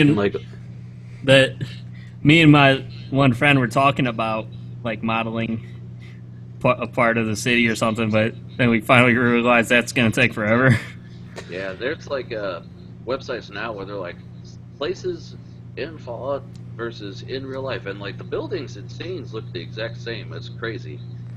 Well, I mean, otherwise, well, you think about it, you had like Google Earth, and like there are mods with some games where you can drop that stuff in, and then there are some games where people go into the game like city skylines, and you can download maps of like somebody built, Toronto or New York. Yeah. It's like it's crazy what you can do. I mean, my opinion on all this, I think it's cool to see modding options becoming more mainstream and coming out there. Seeing it on the consoles, I think, is great. I'm just interested, to see how in depth the creation kit is, because it's like games, console games especially, they have the creation screen and there's things you can customize and tweak with the sliders and everything, but it's like, how much flexibility will this tool really give us? Is what I'm interested in seeing. it's a lot like basically it's like DLC. You're downloading a pack that replaces something or adds something. You're not, Yes, I'm just saying, Frank. Like a guy like Ian can model and make a whole new character, versus you would have to rely on sliders and stuff like that. And it's like if you're on the console, like, can you make a character like Ian can, or Well, I don't. Well, I don't know. Like, I don't think it might not be as powerful as something like the Unreal Engine, where you have like all the tools and stuff. Because I mean, that's like, isn't it like thousands of dollars for the Unreal editor or whatever? I mean, well, I think it's built in their own system and everything. They're the ones building this kit and the tools, so I guess it's a matter of how much they want to release out there. I mean, like, I think you could do like basic modeling and stuff in there. In itself, like, it was pretty crazy powerful. Like, they had a terrain generator and stuff in there. I remember you could like rig up your character, and it's like sort of like Maya and Max almost, but for games. Well, it's funny because this kind of blurs the line where people are like, "Oh, PCs are going away and it's going to consoles," which is bullshit. PCs have always been for people who would like to get their hands a little dirtier and do more stuff. And, because everyone I want a console just because I just want to sit and play my game.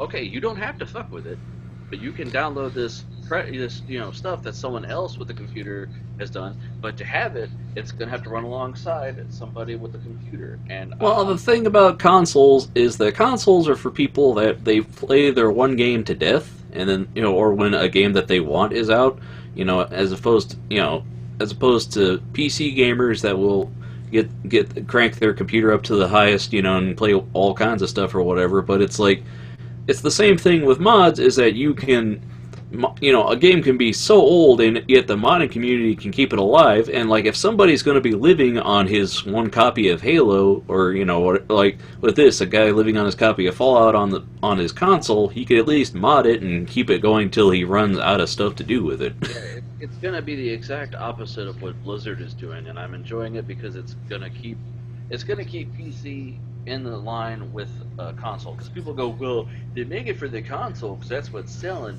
and then they port it to the PC, and the PC version suffers. But if they have to be somewhat equal, it's going to keep it more in line, I feel. All right. So is that the last news story you got tonight, Ian? That's the last news story good night, tonight. everybody. Good night. Yeah. Hey! I'm not shutting this That's down it. till this party's not over till I say it's over, or till we reach the time limit and Google cuts us off. So anyway, No, we're not doing that shit. oh, Frank's gonna rage quit on the show again. Uh-oh. It's great. I'll So leave. I should have titled that episode "Rage Quit" because then I could have found it easier. I'll leave. Okay, so my first news story is one for Frank, actually, so Oh, he no. won't leave. Oh, no. Is tonight in Brooklyn, first Ramination Film Festival. Oh, boy. Have you seen this, Frank? No. Tonight in Brooklyn, cult indie film production company Troma Entertainment, the Toxic Avenger, will present their first ever animation film festival. Oh. Oh, I actually like this story now. Oh, The I'm gonna stick Troma. around. The Troma Animation Film Festival promises hours of indie animation plus an appearance by online animator Yukino Joe, aka Jonathan Grand, and Skype call-ins from Courage the Cowardly Dog creator John Dilworth and the Grim Adventures of Billy and Mandy creator Maxwell Adams. Troma is no stranger to film festivals, annually putting on Troma Dance, billed as the first and only film festival of the people, for the people, and by the people. Troma Animation Festival producer John Brennan told Cartoon Brew that the company was inspired to create an animation event because year after year we receive an incredible number of animated submissions for the Troma Dance Film Festival. The idea for a full-on animation event was pitched by Troma volunteer Gary Tremarchi. Co-founder Lloyd Kaufman and I thought it was a great idea, Brendan told me. We started helping Gary organize, and Gary put together an incredible line of guests. Troma hopes that the event can become a regular occurrence and run as a sister festival to the established Troma Dance. So, Good on them. tonight's event is free admission and takes place from 6 to 11 p.m. at Lucky 13 Saloon. More than 150 people have indicated that they plan to attend on the event's Facebook invite. If you're not in New York City, and you can also watch a live stream of the proceedings. To watch online, keep tuned to Trauma Team Video. So, yeah, and then they got some pictures from, advertising and everything. See, Ben jumps to this because recently there was a code on a game website I go to where they offer a free copy of the Troma project if you do these certain, quests, little things you have to do. You like a thing on Facebook and follow this and yada yada. And I had trouble with the website, so I asked Ben to help me get to it, and I eventually got it working and got my copy of the Troma project. Yeah. Holy shit, man! You're right, Frank. You don't have any friends or a life. Well, no, this was a game that I had on my wish list. This one cost. Hold on, let me tell you how much it cost here. Store. You could go on adventures and find things and shit. Well, what are your thoughts, Ian, about Troma Animation? A $7 game. I got it free. I don't have any of those because I don't know. I've never heard it in my life. You've never heard of Troma? No. Oh my god. Have you ever heard? All right, hold on. Have you ever heard of the Toxic Avenger? Yes, I've heard of that. Yes. That's from a Troma property. They made a bunch of schlocky movies, and then it became Toxie. The character became their mascot. They had the animated series about it, and they've also had a number of other famous things like the Class of Nukem High. There was something about dinosaurs. Well, there was from Teenage Nympho Barbarian and Dinosaur Hell, and then Poultrygeist. They're just. They're a very schlocky cult film company that produce. Frank and I, we grew up on USA Up All Night, so we saw all these movies. We saw these, and then when we got Cinemax and we could see them on I'm Gilbert Godfrey. Oh my god, did you see this guy? All night. Yeah. So anyway. And my dad used to like to watch that. He would watch that at night. I did until early morning. Yeah. And now you play Fallout. I play video games. If you listen to Gilbert Gottfried's podcast, he talks to his former co-host Rhonda Shear a couple times. She wasn't a co-host. She had her own fucking. She hosted Saturdays and he hosted Sunday nights. I can't remember what it was. Something like that. They pitched it. They would never cross paths. No, they did have a few crossovers. Oh, I don't remember. Don't cross and paths. Also, she said that apparently a lot of the episodes were destroyed, but she has most of hers because she has most of her acting career on tape. So, yeah. So, and they talk about how she became started getting gifts from foot fetish people, so she played it up and started doing stuff with her feet on the show because she liked the gifts. Yeah. Okay, So, yeah, Troma Animation. I think any good, animation festivals, anybody that's submitting, especially since Troma are a very, underdog, blue collar guys, very much about people who want to make stuff like the Angry Video Game Nerd, James Rolfe. He had Lloyd Kaufman, is it? Yes. Yeah, he had him on his show, and he's Hilarious. he's talked about growing up he watched the how to make your own damn movie and write your own damn script and all this stuff, and Lloyd Kaufman he reminds me of, like, if they ever do a movie about Mel Brooks, I think he should be the one to play. Yeah, he's a younger Mel Brooks. Yeah, that's pretty much it, and I think it works. So, but yeah. It's yeah. Okay, what other cartoon brew stories do you have, Ben? Oh, Franklin. Well, Franklin, it's nice to know you're riffing on Doug there. He's not here, but he is here in spirit of Frank. Actually, this next article I'm going to toss out probably for both of you, but I think Ian might care about it. Talking about you guys know about the whole QuickTime issue, right? No. It's time to let go of QuickTime for Windows. Oh, good. I got rid of it a while ago. Recently, Trend Micro warned of 2 serious remote code execution vulnerabilities in Apple's QuickTime for Windows. This was quickly picked up by the U.S. Computer Emergency Readiness Team, which issued its own alert, concluding that the only safe course of action is to uninstall.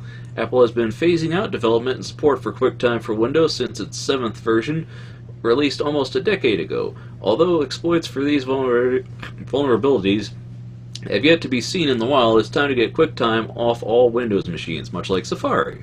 So, there are a few remaining dependencies on the product. Some Adobe integrations still have dependencies on older codecs that rely on QuickTime, but Adobe is working on a solution.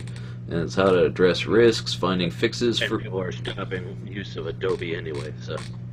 Well, I mean, I watched a video from Yogscast where they were playing a game that they could only get it running on one machine. They're like, oh, yeah, it relied on QuickTime. They're like, what? That's not even being supported anymore by Apple. So I was like, oh, it's just on Windows. It's becoming a Mac-only thing, which, just like Safari.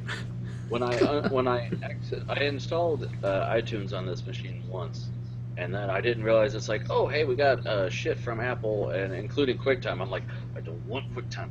Fuck you. It's like it comes with QuickTime, and then you have to like restart your whole computer just to install this fucking thing. It used to be awesome when it would work, because you could just all you had to do was you had a code, and all of a sudden now you got a pro version. You can copy and paste videos.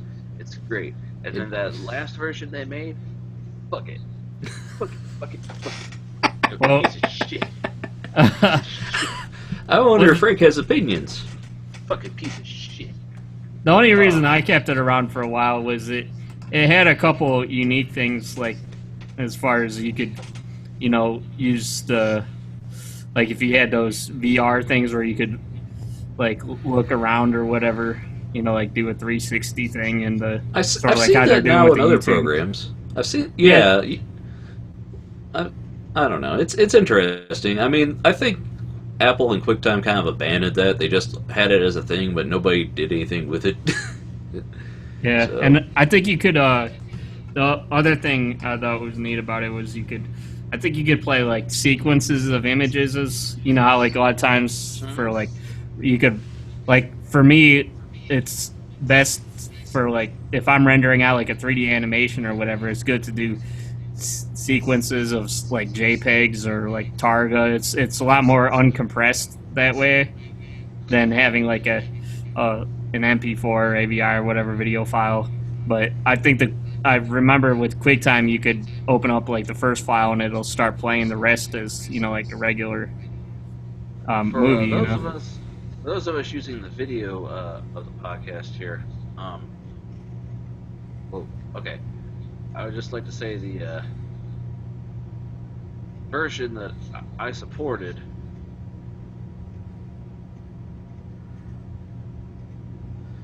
I supported the blue one, but the grayed out black one, fuck that. All I see is all we saw was a black screen, right? Yeah. Shut up. Shut up, Also, Ted.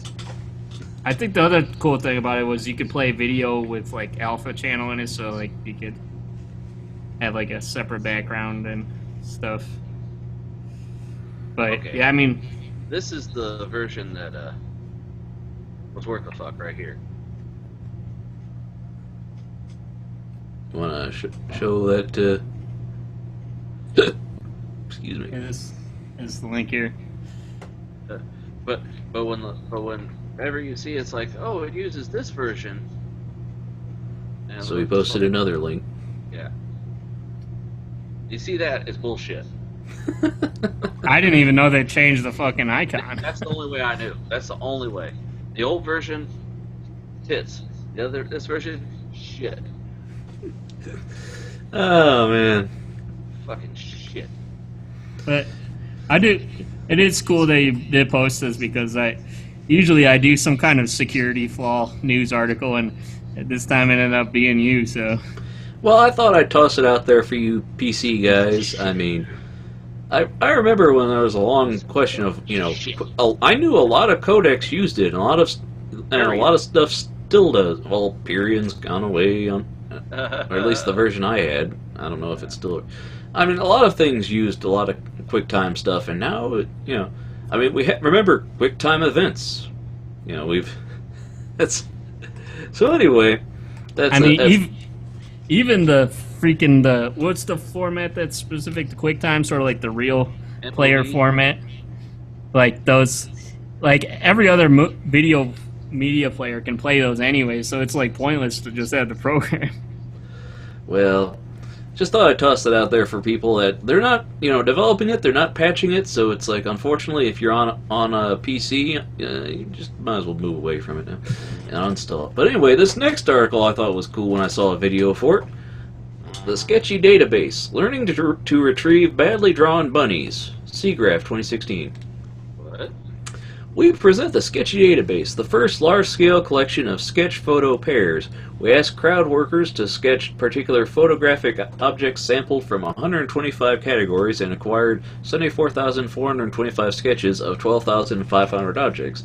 The Sketchy Database gives us fine-grained associations between particular photos and sketches, and we use this to train cross-domain convolutional networks which embed sketches and photographs in a common feature space. We use our database as a benchmark for fine-grained retrieval and show that our learned representation significantly outperforms both handcrafted features as well as deep features trained for sketch or photo classification. Beyond image retrieval, we believe the Sketchy Database opens up new opportunities for sketch and image understanding and synthesis.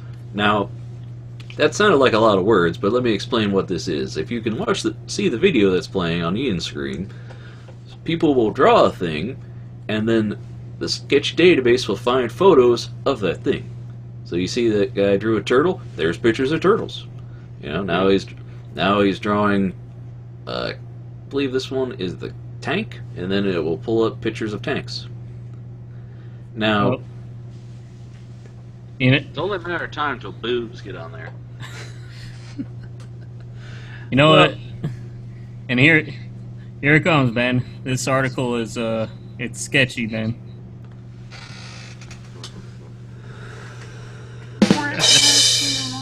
Ian, I think it's a good thing that you're dating a mom, because you're already got the dad humor just rolling.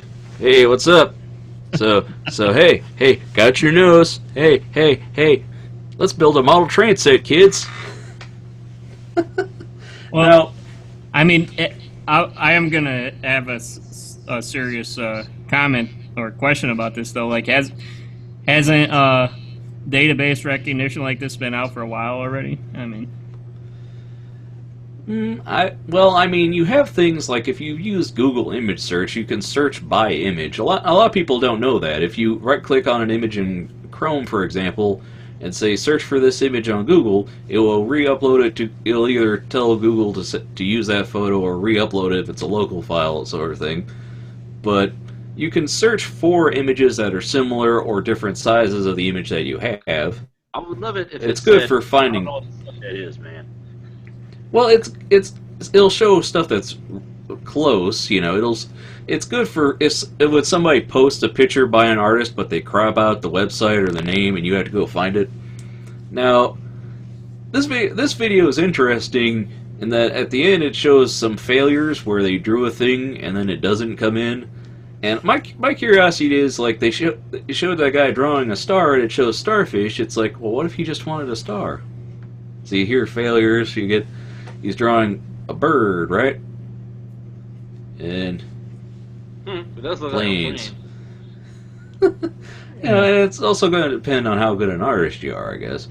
But What the fuck is that, fox?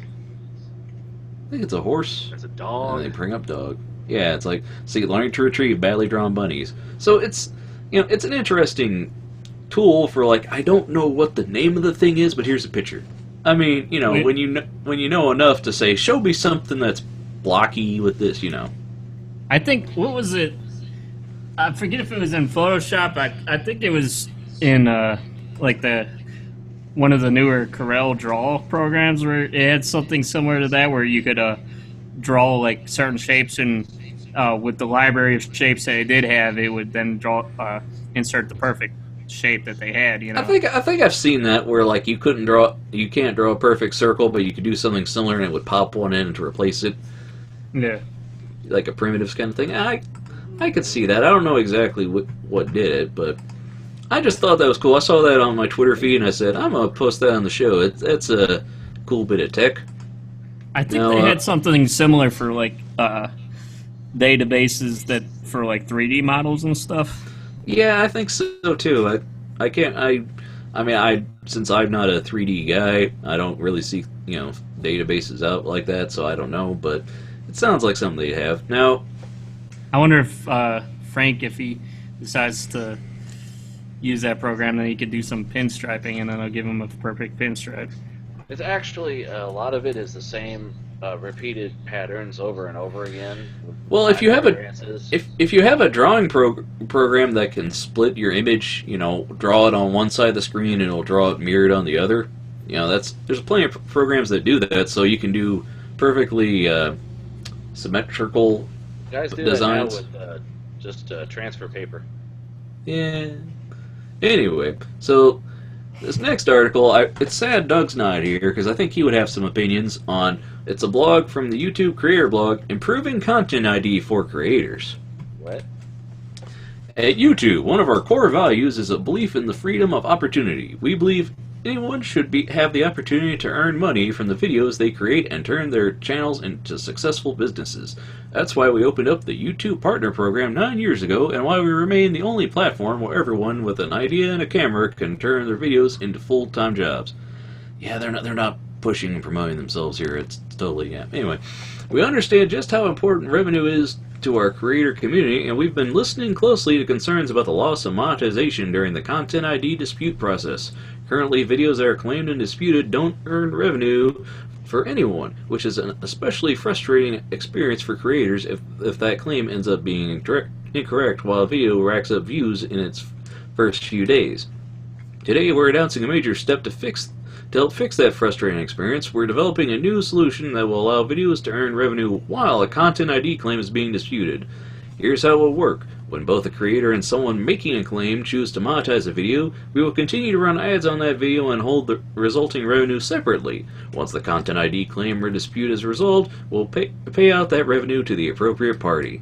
We're working on this new system now and hope to roll it out to all YouTube partners in the coming months.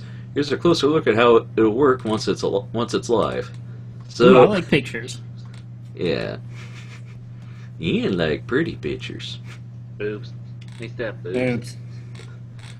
Boobs. So, Boobs. I mean, this is- Yes. I mean, this is BWBS.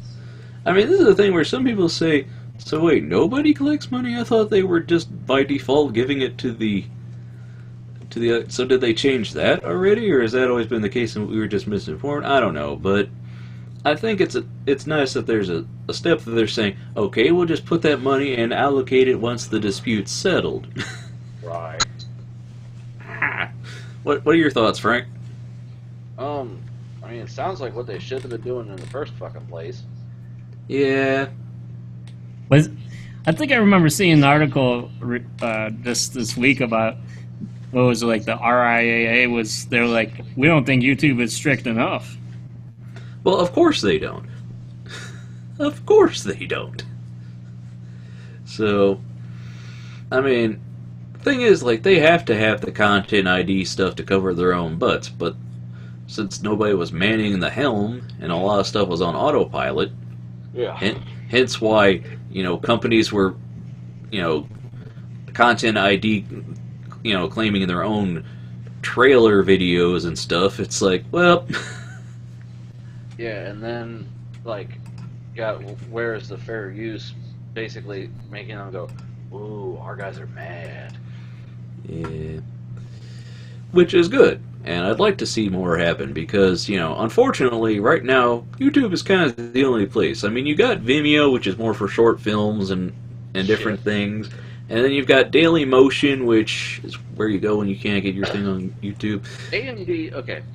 Vimeo is good for tutorials. Yeah.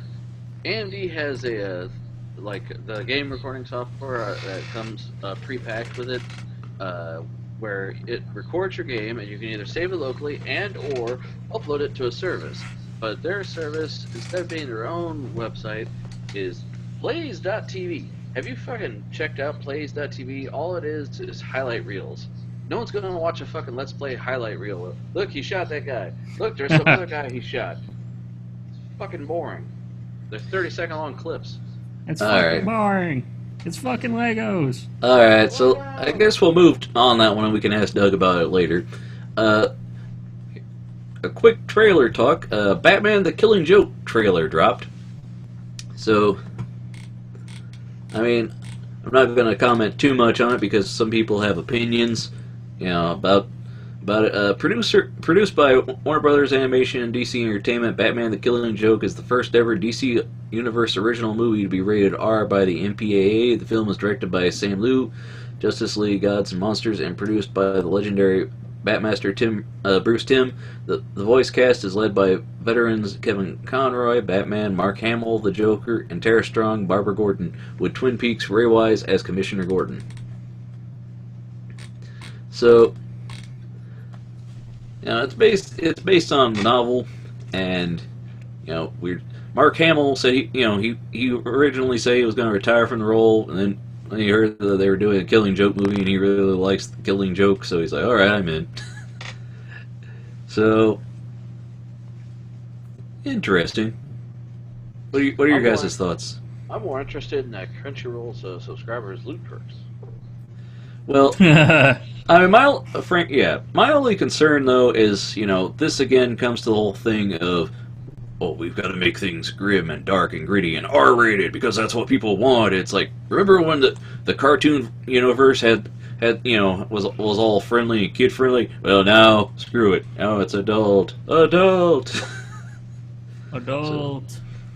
I mean, I don't know. I mean, the animated universe for DC has been doing better than their live action, but I don't know. I want to see this movie. What movie? The boobs? X-Men Apocalypse. Okay. And yes, those are nice too, though. Well, I'm just looking. It's like 2 of the thumbnails are boobs, so... Oh, yeah. Captain America boobs. Nice. Alright, so... this next news story has been big, and I probably should have led with it, but I wanted to show Frank the Tromation. You guys have heard about the DreamWorks deal, right? Nope. Yeah, Comcast bought DreamWorks for $3.8 billion. Oh, I was thinking about doing this article. Good thinking. Yes. So, I decided there's been a number of people reporting on it. I went with the Cartoon Brew one because it seemed to have the most write-up about it. I mean, he's posted about 3 different articles about it. Yeah, well, actually, yeah, about 4, because there was Katzenberg might leave DreamWorks because there was the deal of the deal of the buy, and then my first thoughts and questions about the Comcast DreamWorks deal. That one was linked around Twitter, but I was like, that's a lot of thoughts right now. And then breaking and talks to buy, and then this one saying it's a done deal.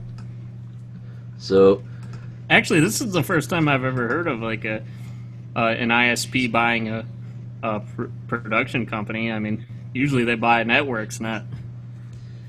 It doesn't surprise me though. I mean, I don't know. I mean, I'll also link this Animation Scoop article about it, because what the Comcast Universal purchase of DreamWorks could do for classic animation, because, you know, the article, you know, it's talking about how this is a big deal currently because, you know, you've got the DreamWorks. No one cares about this one. Well, you got the DreamWorks properties, you've got their Netflix deal to do their original series, and then this one, it talks about all the characters and classic animation that now, you know, this company owns, because they now own Woody Woodpecker, Chilly Willy, and the entire Walter Lantz library. You know, it's like, so there's Have no fear, Underdog is here. Underdog. Oh, my God, you. You know, you've just spent $3.2 billion to own them. What are you going to do with them? Do you do the right thing and preserve them, exploit them, or release these classic cartoons from the vaults? Boy, can we use them now, it says in the article. So, I mean, there's a lot that's in the air right now about what's going to happen. Make CG fucking versions of each one of those goddamn things. That's what they're going to do. Oh, like there wasn't already an Underdog movie, Frank. And they're going to do it again. No, that was different. Like there wasn't already a Felix movie where his head was CG and we all hated it. How long ago was that? The 90s. The Richie Rich was Macaulay fucking Culkin. Yeah. But anyway. How long They did do the that? Casper in 3D. And do you remember who Magoo was? I forget who was that. Leslie Nielsen, wasn't it? That's what I thought. I was gonna say that. Leslie Nielsen. Have no I may fear, see him. Underdog is here with his magic pill. What? Well, I mean, I think it's a good because like Peabody and Sherman kind of had the chance to be that, but it kind of tanked, didn't it? Well, I mean, think about it. Peabody and Sherman, they had that movie, and then they've also got the show on Netflix. So, Well, the movie was supposed to be big and a blockbuster, and it tanked, right? I don't know if it tanked. It just didn't perform that well because there's a lot of competition. And Oh, this is Felix the cat. Oh, I don't know what the hell it's supposed to sound like. That's what he actually sounds like. Okay, but anyway, so there's a lot of stuff up in the air about what's going to happen because now that they've been bought, you know, is the team? They're obviously not going to. Are they going to let it be a hands off and let them keep doing what they're doing, or are they going to, you know, cut the fat and change things around? Don't know. I mean, DreamWorks has been doing a lot. You know, they've got that deal with Netflix for all those original animated shows. They've got movies. All right, fine, Frank. Whatevs. Well, I mean, he's probably right in the fact that usually when companies get bought out, it does tend to go in a different direction. It's gonna be horrible. It's either gonna be like Disney buying out Star Wars. Look at what what's Disney doing to Marvel? They've added them to Disney Infinity. Exactly. Dun, dun, Terrible. dun, All right. dun, dun, dun, dun. I'm just speeding through the last couple articles. There's Oh god, he has more. well, I've only got wait, I'm counting them. anyway. So there's a new trailer out for Kubo and the Two Strings, and some art for it. Now we talked about Kubo and the Two Strings, right? Mm-hmm. And Ian and I are both like, looks cool. We like Is that the stop motion one, Ben? yes. This is the one that Doug was going to say, it'll be out for a week and then disappear. It's terrible. Nobody cares. It's like he's here. yeah. I mean, like, it looks cool, but like, I don't know. I'm not that type of person that hangs on like every trailer and tries to find everyone. Like, I'll watch one trailer and then just wait for it to come out. Well, you know, I mean, they released the art too, which I think is, you know, pretty awesome in itself. Those posters and stuff. Huh? Buy tickets now. I like it. Plus, when I hear that instrumental version of While My Guitar Gently Weeps in the background, it's like, tearing up, man. It's a good trailer, man. So, Okay, what else you got? well, have you heard about the Watership Down miniseries? Yeah. Netflix and BBC announced voice cast for Watership Down miniseries, It's going to be a 4-part CG miniseries based on the classic graphic novel by Richard Adams, to be directed by Noah Moreau, with animation produced by Dublin-based studio Brownback Films. Now, this is a book, like, I remember people talked about having to read it in school. We didn't have to read it when I was in school. Have you, Frank? No. I've heard it described as a rabbit civil war.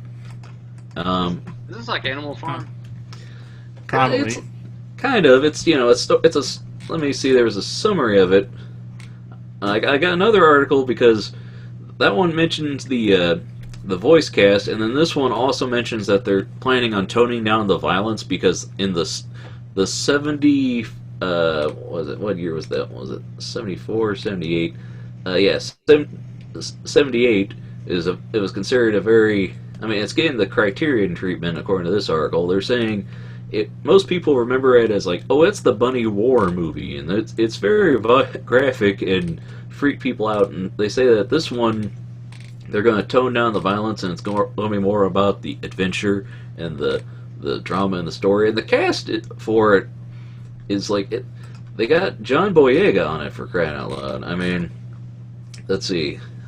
Written by Tom Bidwell and directed by Noah Moreau. Will star James McAvoy, Nicholas Hoult, award-winning Sir Ben Kingsley, and John Boyega, Gemma Arterton, Miles Jupp, Freddie Fox, Olivia Colman, and Anne-Marie Duff. So, it's going to be a 4-part miniseries. Did you say Hillary Duff? No. Oh. Well, who cares? Well, what are your thoughts on a CGI remake of this film from 74, based on this 78, and it's based on this book that a lot of people read in was it middle school, high school? It's around this. You read it around the same time as Rats of Nim, I think, is probably when it went. There was a movie in the 70s, you said? Yeah. Well, there was a movie. This is known for a movie in the 70s, and then there was also another one recently at some point. I don't know which article said though. But yeah, it's there. But the second article talked about how they're toning down the violence and it's going to be more about the story. Which when movies about animals killing each other and in peril and all this stuff, like, did you ever see the movie Plague Dogs? Oh, Jesus! What? I just looked up the 70s version on YouTube, and oh my God! What did I tell you? It's about a rabbit civil war. It's Lord of the Flies with rabbits. The thumbnails look horrible. Yeah, because it's a story about a group of rabbits that the farmers are encroaching on their home, and they try to go out and they encounter other rabbits, and there's infighting and fighting against the other rabbits. So it's Oh. Wow, Frank. Oh. Whoa. Yeah, it's one of those stories that people remember. They're like, this was you think, oh, it's a cute story of like Beatrix Potter. Like, no, it's graphic, and it's like Lord of the Flies. Are you all right there, Frank? Oh. Yeah. Yeah, but it still sounds like they should call, instead of Watership Down, they should call it Watering Down. Well, I mean, what are your thoughts, Ian? Do you think this will go well in CGI, and do you think they need to make it in CGI, or it's BBC and Netflix teaming up to do it? So, well, what are these pictures from? Were they? Those are the 1974 movie, or 78. Well, and this was a 2D movie. Oh. Yeah. Yo, right there, Frank. Well, then actually, I would say no. I don't think they should do it in a CG movie. If the original movie was a 2D, they should have kept with that. Well, I mean, the original story was a book, so they adapted it into a 2D animated film. So adapting it into CG, it could work. I just need to see pictures from the production to see where it's going. But I mean, it doesn't surprise me they're toning down the violence. I'm interested in seeing where it goes, especially with a mini series that's 4 episodes. They can do a lot longer story with that and develop the characters more. So I love the fact that Frank's probably seen every different thing possible there is to see in porn, and he's probably watched like all the Nazis in the center of the earth and the Hostel movies and stuff, and he's even saying "whoa." Cute bunny, no. What? Okay, Frank, close that search engine tab because we need to have your brain back here for a little bit. You okay? That's where Austin Fenberg comes from. So you get to see some CG gore. I mean, isn't that cool? You okay there, Frank? What? The joke's starting to wear out, though, I must admit. Frank?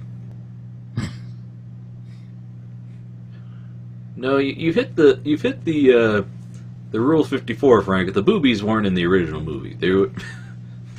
Yeah. Oh no, we've lost him. We've lost him, Ian. Did you step on a rusty needle or something? Because you got a lockjaw, man. You okay there, Frank? You gonna have Did you any? lose some? Did your hairline get higher? I mean, what's Frank, wrong? we're gonna have some actual conversation from you, Frank, or what? Are you watching the original trailer or something? Wow. They said something I pieced together to showcase parts of the film in which would reflect my own fear as a child watching this. Wow. Well, give us a link. We'll put it on the.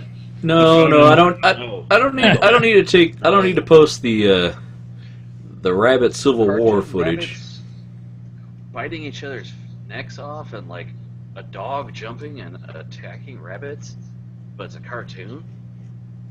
That's horrible. I'll have to show you Plague Dogs later, Frank. It's got Patrick Stewart in it. Hey, it's a dog eat rabbit world, I guess. And rabbits. Frank's face. Anyway, so I think to send out after that discussion, I think it's good I saved this last news story. All new Peanut shorts headed to Boomerang. So Hey, there you go. Wipe that out of your mouth, Frank. Taste out of your mouth. I need a palate cleanser. Individual Peanuts print comic strips brought to life in vignettes produced by Normal Animation in a 2D watercolor art style with textured backgrounds and classic framing. Peanuts, the brand new animated series based on one of entertainment's most iconic brands, heads to Boomerang on Monday, May 9th. For the first time, the individual Peanuts print comic strips come to life in vignettes filled with humor and heart for the whole family. New episodes premiere daily at 11:30 a.m. Eastern Standard Time, 8:30 a.m. PT. I wish I had Boomerang. The series captures the spirit of the timeless adventures of Charlie Brown's gang and his wildly imaginative, supremely confident, and world-famous beagle Snoopy. The watercolor art style, texture backgrounds, and framing deliver a viewing experience that will excite both classic Peanuts enthusiasts and new fans alike. Viewers will also be able to catch a new sneak peek of Peanuts on Cartoon Network the week of May 9th at 10:30 a.m. and further engage with the series as select individual shorts roll out on the Cartoon Network video app. Boomerang's exclusive U.S. premiere of Peanuts further establishes the network as a prime destination for original family-friendly animated programming with a slate that includes Bunnicula, Wabbit, Be Cool, Scooby-Doo, The Tom and Jerry Show, and the hour-long special Superhero High. Peanuts is produced by Normal Animation under license from Peanuts Worldwide LLC. You have to remind me to check that out when it comes out. So, yay! Everything's right, Frank. Ugh, It's not Grizzly Murder, it's Peanuts. horrible. That's what happens when you go off and Google things in the middle of the show, Frank. Horrible. And they set it to Sweet Dreams by Marilyn Manson, so it was not pretty at all. Don't. If you have children, not let them see this. They will cry, and you will Be wishing you were dead. Frank is a Frank, movie from the 70s. It's horrible. Frank, did you watch any of those Wrong Turn movies and stuff where they actually had cannibals eating people in it? I mean, No. no. I Anyway. saw Last House on the Left. The remake was actually pretty good. Anyway, so that's my news stories. We can do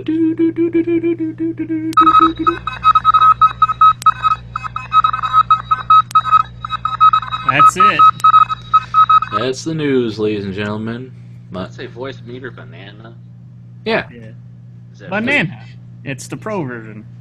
Yeah, it's free. No, it's a pro version, but it's still free. banana nanner. You're Yeah.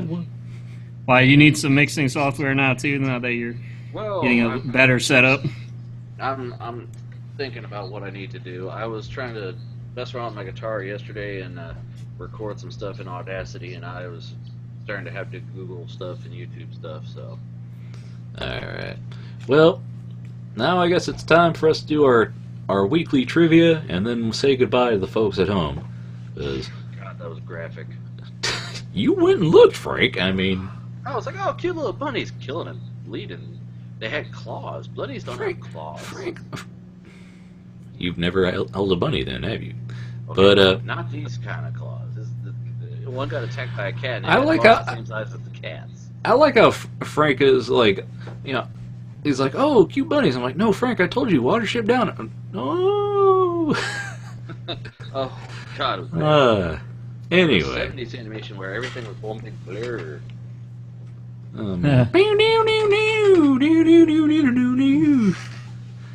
Frank just lost his innocence when he saw a cartoon bunny rabbit. Yeah, because Frank, he was innocent before. I am. You are, huh? So anyway. Proven guilty. Yeah, you can't do my radio announcer guy. Sorry. Hi, That guys. skill's just... This is Big Dumb Radio Announcer. What? Alright. So, what trivia are we doing this week? Are we doing, Hold on. can we do a Watership Down trivia?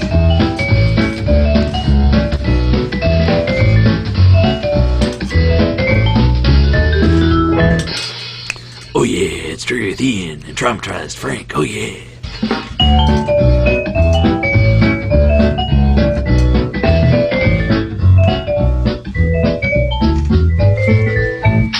Trivia with Ian, Frank's disturbed. Or should I say traumatized Frank, huh? So, no. I got the dad jokes, Ben's got the sad jokes. And I got the mad jokes. Whatever. No, you Anyway. got the Hey, glad they're over jokes. Hey, Ian, Hey, what? why do cows have hooves? Why? Because they lactose. Thank you guys so much. How So do let's- Mexicans slice their pizza? Oh, Frank. Legal Caesars. Alright, let's do the literature trivia. What? Is that gonna be your 5, Ben? Yeah, let's do literature. Okay. It's your... Oh, we didn't do that. We didn't do literature last time, did we? No. No. Okay. Good. J.R.R. Tolkien is to rings as William Golding is to dance, lions, flies, weed. Ian? Isn't it flies?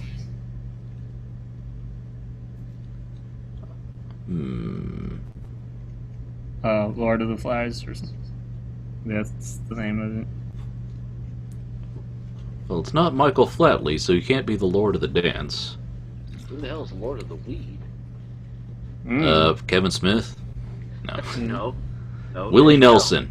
What? Snoop. Snoop? Snoop or Willie? Which one do you think smokes more weed? Both. Yes. You know, I those would two say do a crossover album Willie. where they're just Yeah. both really high. Cause I got high. Cause I got high. No, that's Cause Afroman. I got high. Yeah, I'm gonna say Flies. I say Flies as well. I have the conch. God damn, look at that long ass answer. Well, they're literary answers, Frank. And the guy who thinks he's God's gift to fucking English language. Yeah.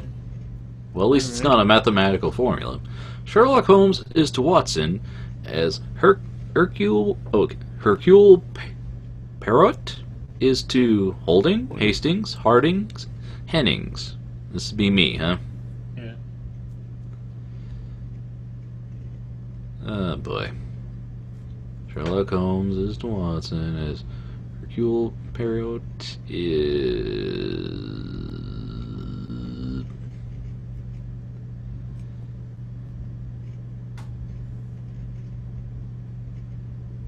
You could say you don't know, man. I'm just trying to see which one feels right.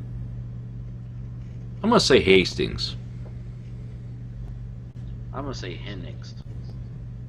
I was thinking either of those, but I think I'll go with the Hennings as well. It's Hastings. What? Oh well. Well, that's what you chose, right? No, isn't. What did I choose? I chose. Me and Frank chose Hennings. You chose Hastings, right? Can we go back? They're all the fucking same. Hold on. I have to go over that. I chose. Okay, we chose Lord of the Flies, and I chose. Oh, I did choose Hastings. I chose another one, or yeah, okay. I was thinking, did I choose Holding or Hastings? We're gonna have to watch this episode back to find out whether or not I got a point. I'm gonna say Hastings. So Yeah. I'm giving it. Yeah, I don't give a shit. whatever, nobody cares. None is matters. It is mad as hell. All right, Charlotte Bronte is to Yorkshire as Thomas Hardy is to Dorset, Cornwall, Sussex, or Devon. Franklin?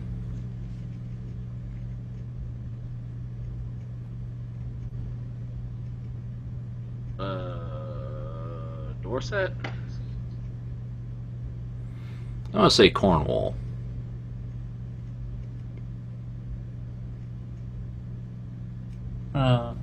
I'll say Sussex. Frank got it. Frank got it, Dorset. Pull that out of my ass.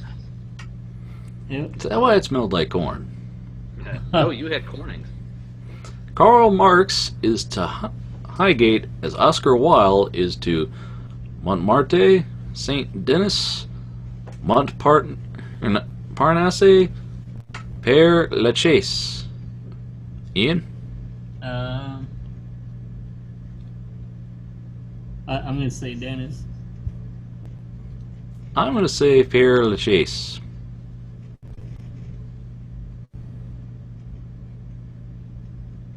Montparnasse? Père Lachaise. Bad noses literature. I guess. Is that what this quiz is telling This us? is, I have no fucking idea. Edgar Allan Poe is to Raven as Samuel Taylor Coleridge is to Albatross, Sparrow, Parrot, Falcon. This would be me, right? Yeah. Raven, Samuel Taylor Coleridge.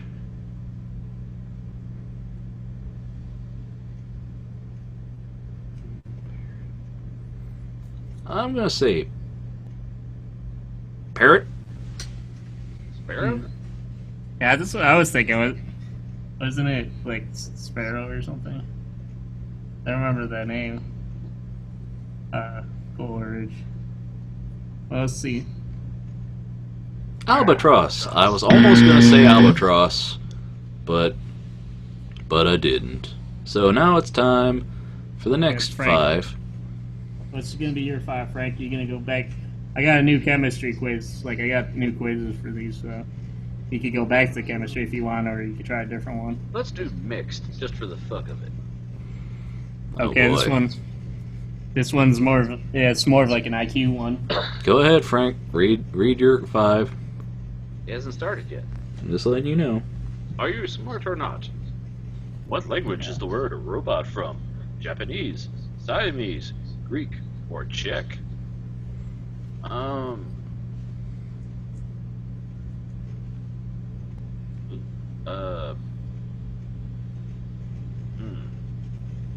Greek?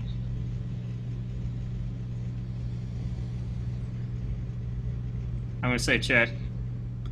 I'm going to say Japanese. Domo arigato, Mr. Roboto. It's from Czech. The word robota. Forced labor workers or slave. Boom, boom, boom. What body part is most often observed when conducting a dick test?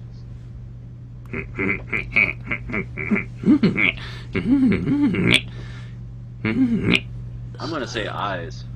Well, you got to read out the options to the people playing at home, Frank. Skin, eyes, testicles, or penis. I'm gonna say eyes just because it's the least fucked up.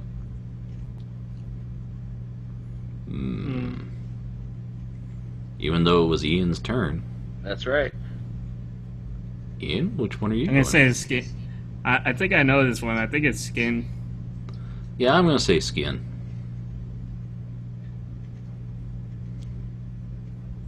It's skin.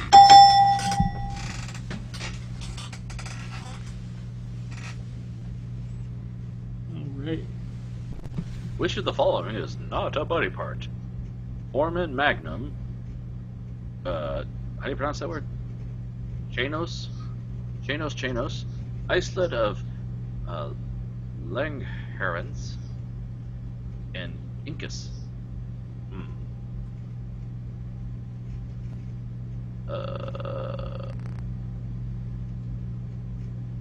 Whose turn is it? Probably me, I guess. I'm going to say Chanos. I as well, sir. Okay. I'm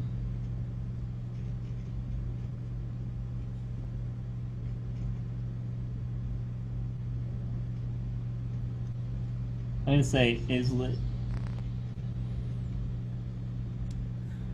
Chanos. How do you guys know that one? We Well, don't. I recognize some of them. Like, I remember Islet of Angaris is any group of small granular endocrine cells that form interlacing strands in the pancreas and secrete insulin. Yeah, I remember that. Foramen magnum, passage of the spinal cord. And, Chanos is the scientific name of milkfish. oh, okay. Next question. Okay. What is the full name of the author who wrote the Harry Potter series? James Christopher Rowling, Joanne Rowling, Justine Christie Rowling, or Joanne Kathleen Rowling? Isn't this This supposed to be my Frank's. turn? Alright. Well, Frank, it's supposed to be Frank, but remember he I took stole your one from place Ian, once. so if you want to go first.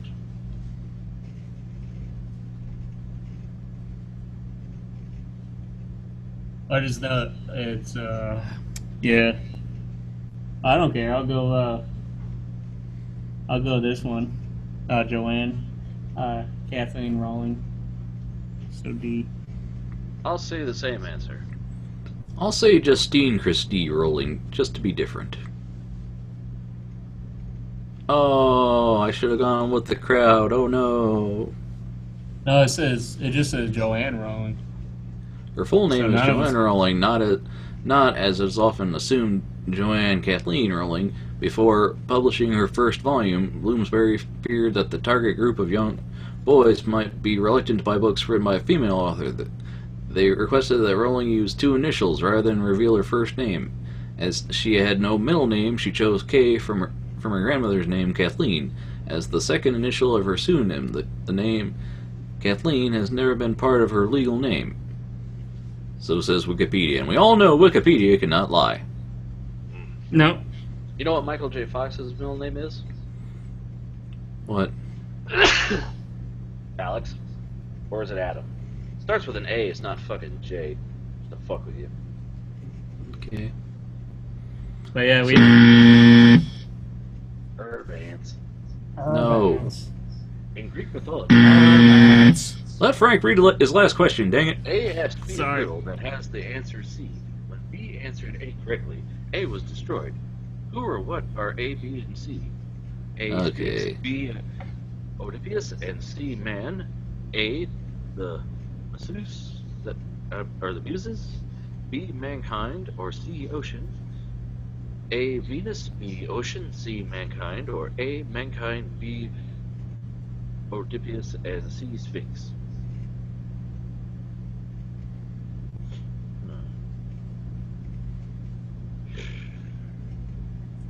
So this is my turn? Or is it Ben's? Since I went.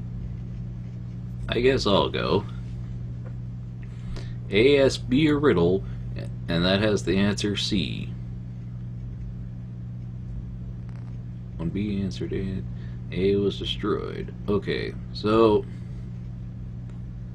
let's see.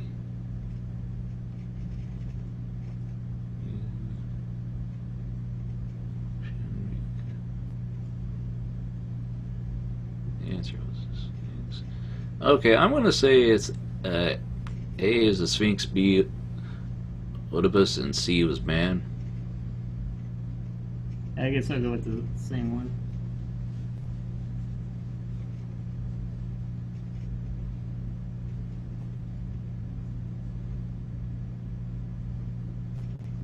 What about you, Frank?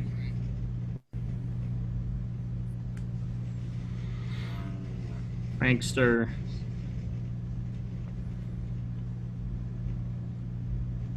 Come on, Frank, it's your trivia. Sphinx, Oedipus, and C, man.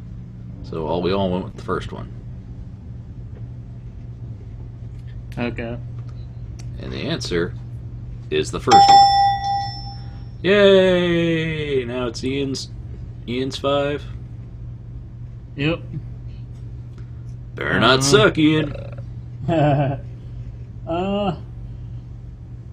go. Go with the arts and crafts one. Yay! What you don't know is I worked at a craft store for several years. And you still don't know how to make them. Glue things together, people will fucking buy it. Scrapbooking! Decoupage, Mod Podge, and E6000. Alright, Ian, read out your questions. Okay. A painted tool used for making small holes. Is it wrench, awl, hammer, or chisel? It's a pointed tool. Yeah. Alright, whose turn is it? Well, it's that would be 11. So, well, this is the 11th question. So I would. It should be yours because. Oh, okay. All? Yeah, it's all. An owl? Awl. Or owl? I think it's pronounced owl, but I've always yeah. heard it pronounced all. Okay. Awl. That's what I'm going with too. Okay. And it is. I remember hearing Abby when like I was looking up YouTube videos about like things. I forget what it was on, but where did you guys remember that from like school or something? Yeah. Sculpting. That's When you work with the clay, they're like you use an awl. I've just always been into art and little tools with shit, and it's not just used in art, so. Go on, Ian. Okay. Okay. Decorating with knotted string is paper mache, macrame, decal, or origami. Frank? Macrame. Macrame. Macrame. Snort, snort. All the cool kids were doing it. Snorting? Or macrame? Yes. Both. Snorting up, probably why they were doing macrame. Alright, Oh. your turn. Decorating with paper cutouts is weaving, wallpapering, decoupage, lithography. Go ahead, Ian. Which one is it?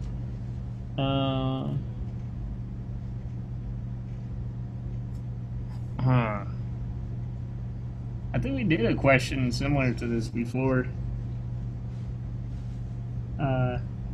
We did an arts and crafts quiz a long time ago. Isn't it decoupage? Decoupage. Decoupage. Yes, I believe it's decoupage. It was decoupage! I like how there's just one word answers. Yeah, it's a lot Nobody better cares than fucking the answer. paragraph. Nobody cared. It's arts and crafts. You don't have to think about it. Oh, you don't miss that long paragraph from the math one? No.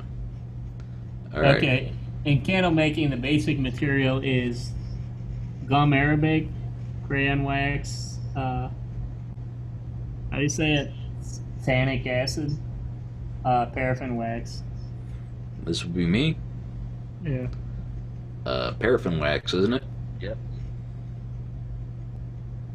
Paraffin wax. I'll go with that too. Okay, Nate. Well, it's not crayon wax. I know that. No, that's for making crayons. Okay. A paper mache figure is modeled on a skeleton is called a armature, bobbin, header, or mold. Frank, this one's yours. Armature. Armature. Armature, but they kind of played their hand a little too much by starting called an, and the only one starting with a vowel is armature. They could have put the N in apostrophe and you wouldn't fucking know. I chose that one was sort of easy. I chose an easy one because I didn't know Frank would know so much about arts and crafts. I thought he would just know it about pinstriping. No, I worked. So- No, Frank. Go ahead, Ben. Frank and I are both arts guys. Although- I took arts and crafts all the way through high school, and then I worked at both Joanne Fabrics and Michael's Arts and Crafts for several years. Oh, well, Ben wins.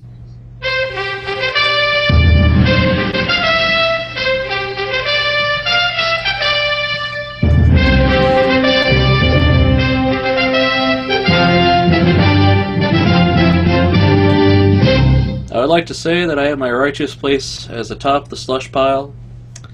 And, yes. Whores, Frank. Whores. Anyway. Or. Oh, anyway. So, I'd like to thank everybody for this is a fun show. It's fun times. Fun all around. Shame Doug couldn't join us, but, you Yeah, know. what the hell, Doug? I had my What? face on camera and everything. I do exist. You feel like the rejected girl that got naked on webcam and everyone's like, "No, you said you love me." Oh man. Anyway, so now I'd like to thank everybody for tuning in to this show. All my co-hosts and cohorts and arch nemesi. Yeah, he's Yeah, my I'd- arch nemesis too. Yeah, I'd like to thank Ian for bringing in the news stories, and then I brought in my own. I mean, we were pressed for time. I didn't have time to share the story about Pornhub getting a Roku channel. I know we talked about that one off here. Oh yeah, Um, I wanted to ask Frank his opinions on that whole JC Sense thing. Never got to that either. But yeah. About Yeah, his, nobody cares. New, computer. Yeah, he's building a computer, and then the fluid before, like he was using this milk, like the more like opaque type of cooling fluid, and it was like getting brown and stuff. And so he went to the clear type of fluid that's not supposed to do that, and that was still clouding up. So Yeah, he went to a different kind of tubing, a different brand of colorant, and it's still fucking changing color. Yeah. Somebody I don't know doing a thing I don't watch. Anyway, so He's I'd like- dumped a lot of money in that thing.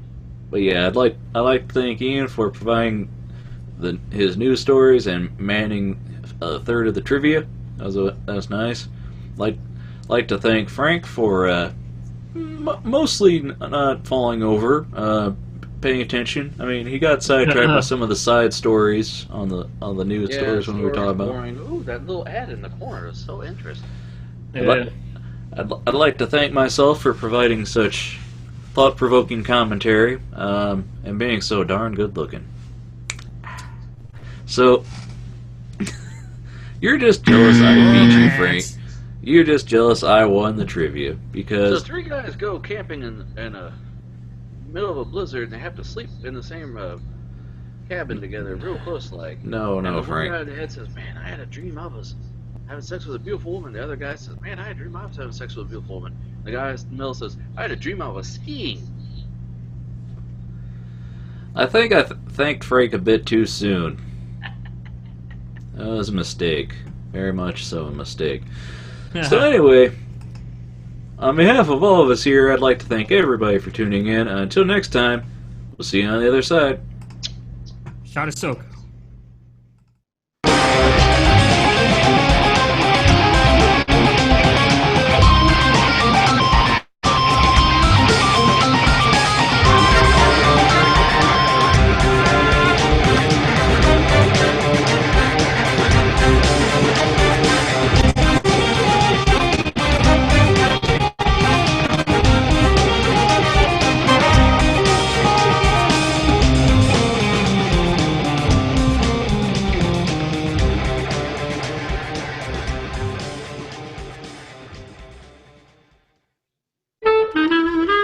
To find out more, visit NoRightsProductions.com.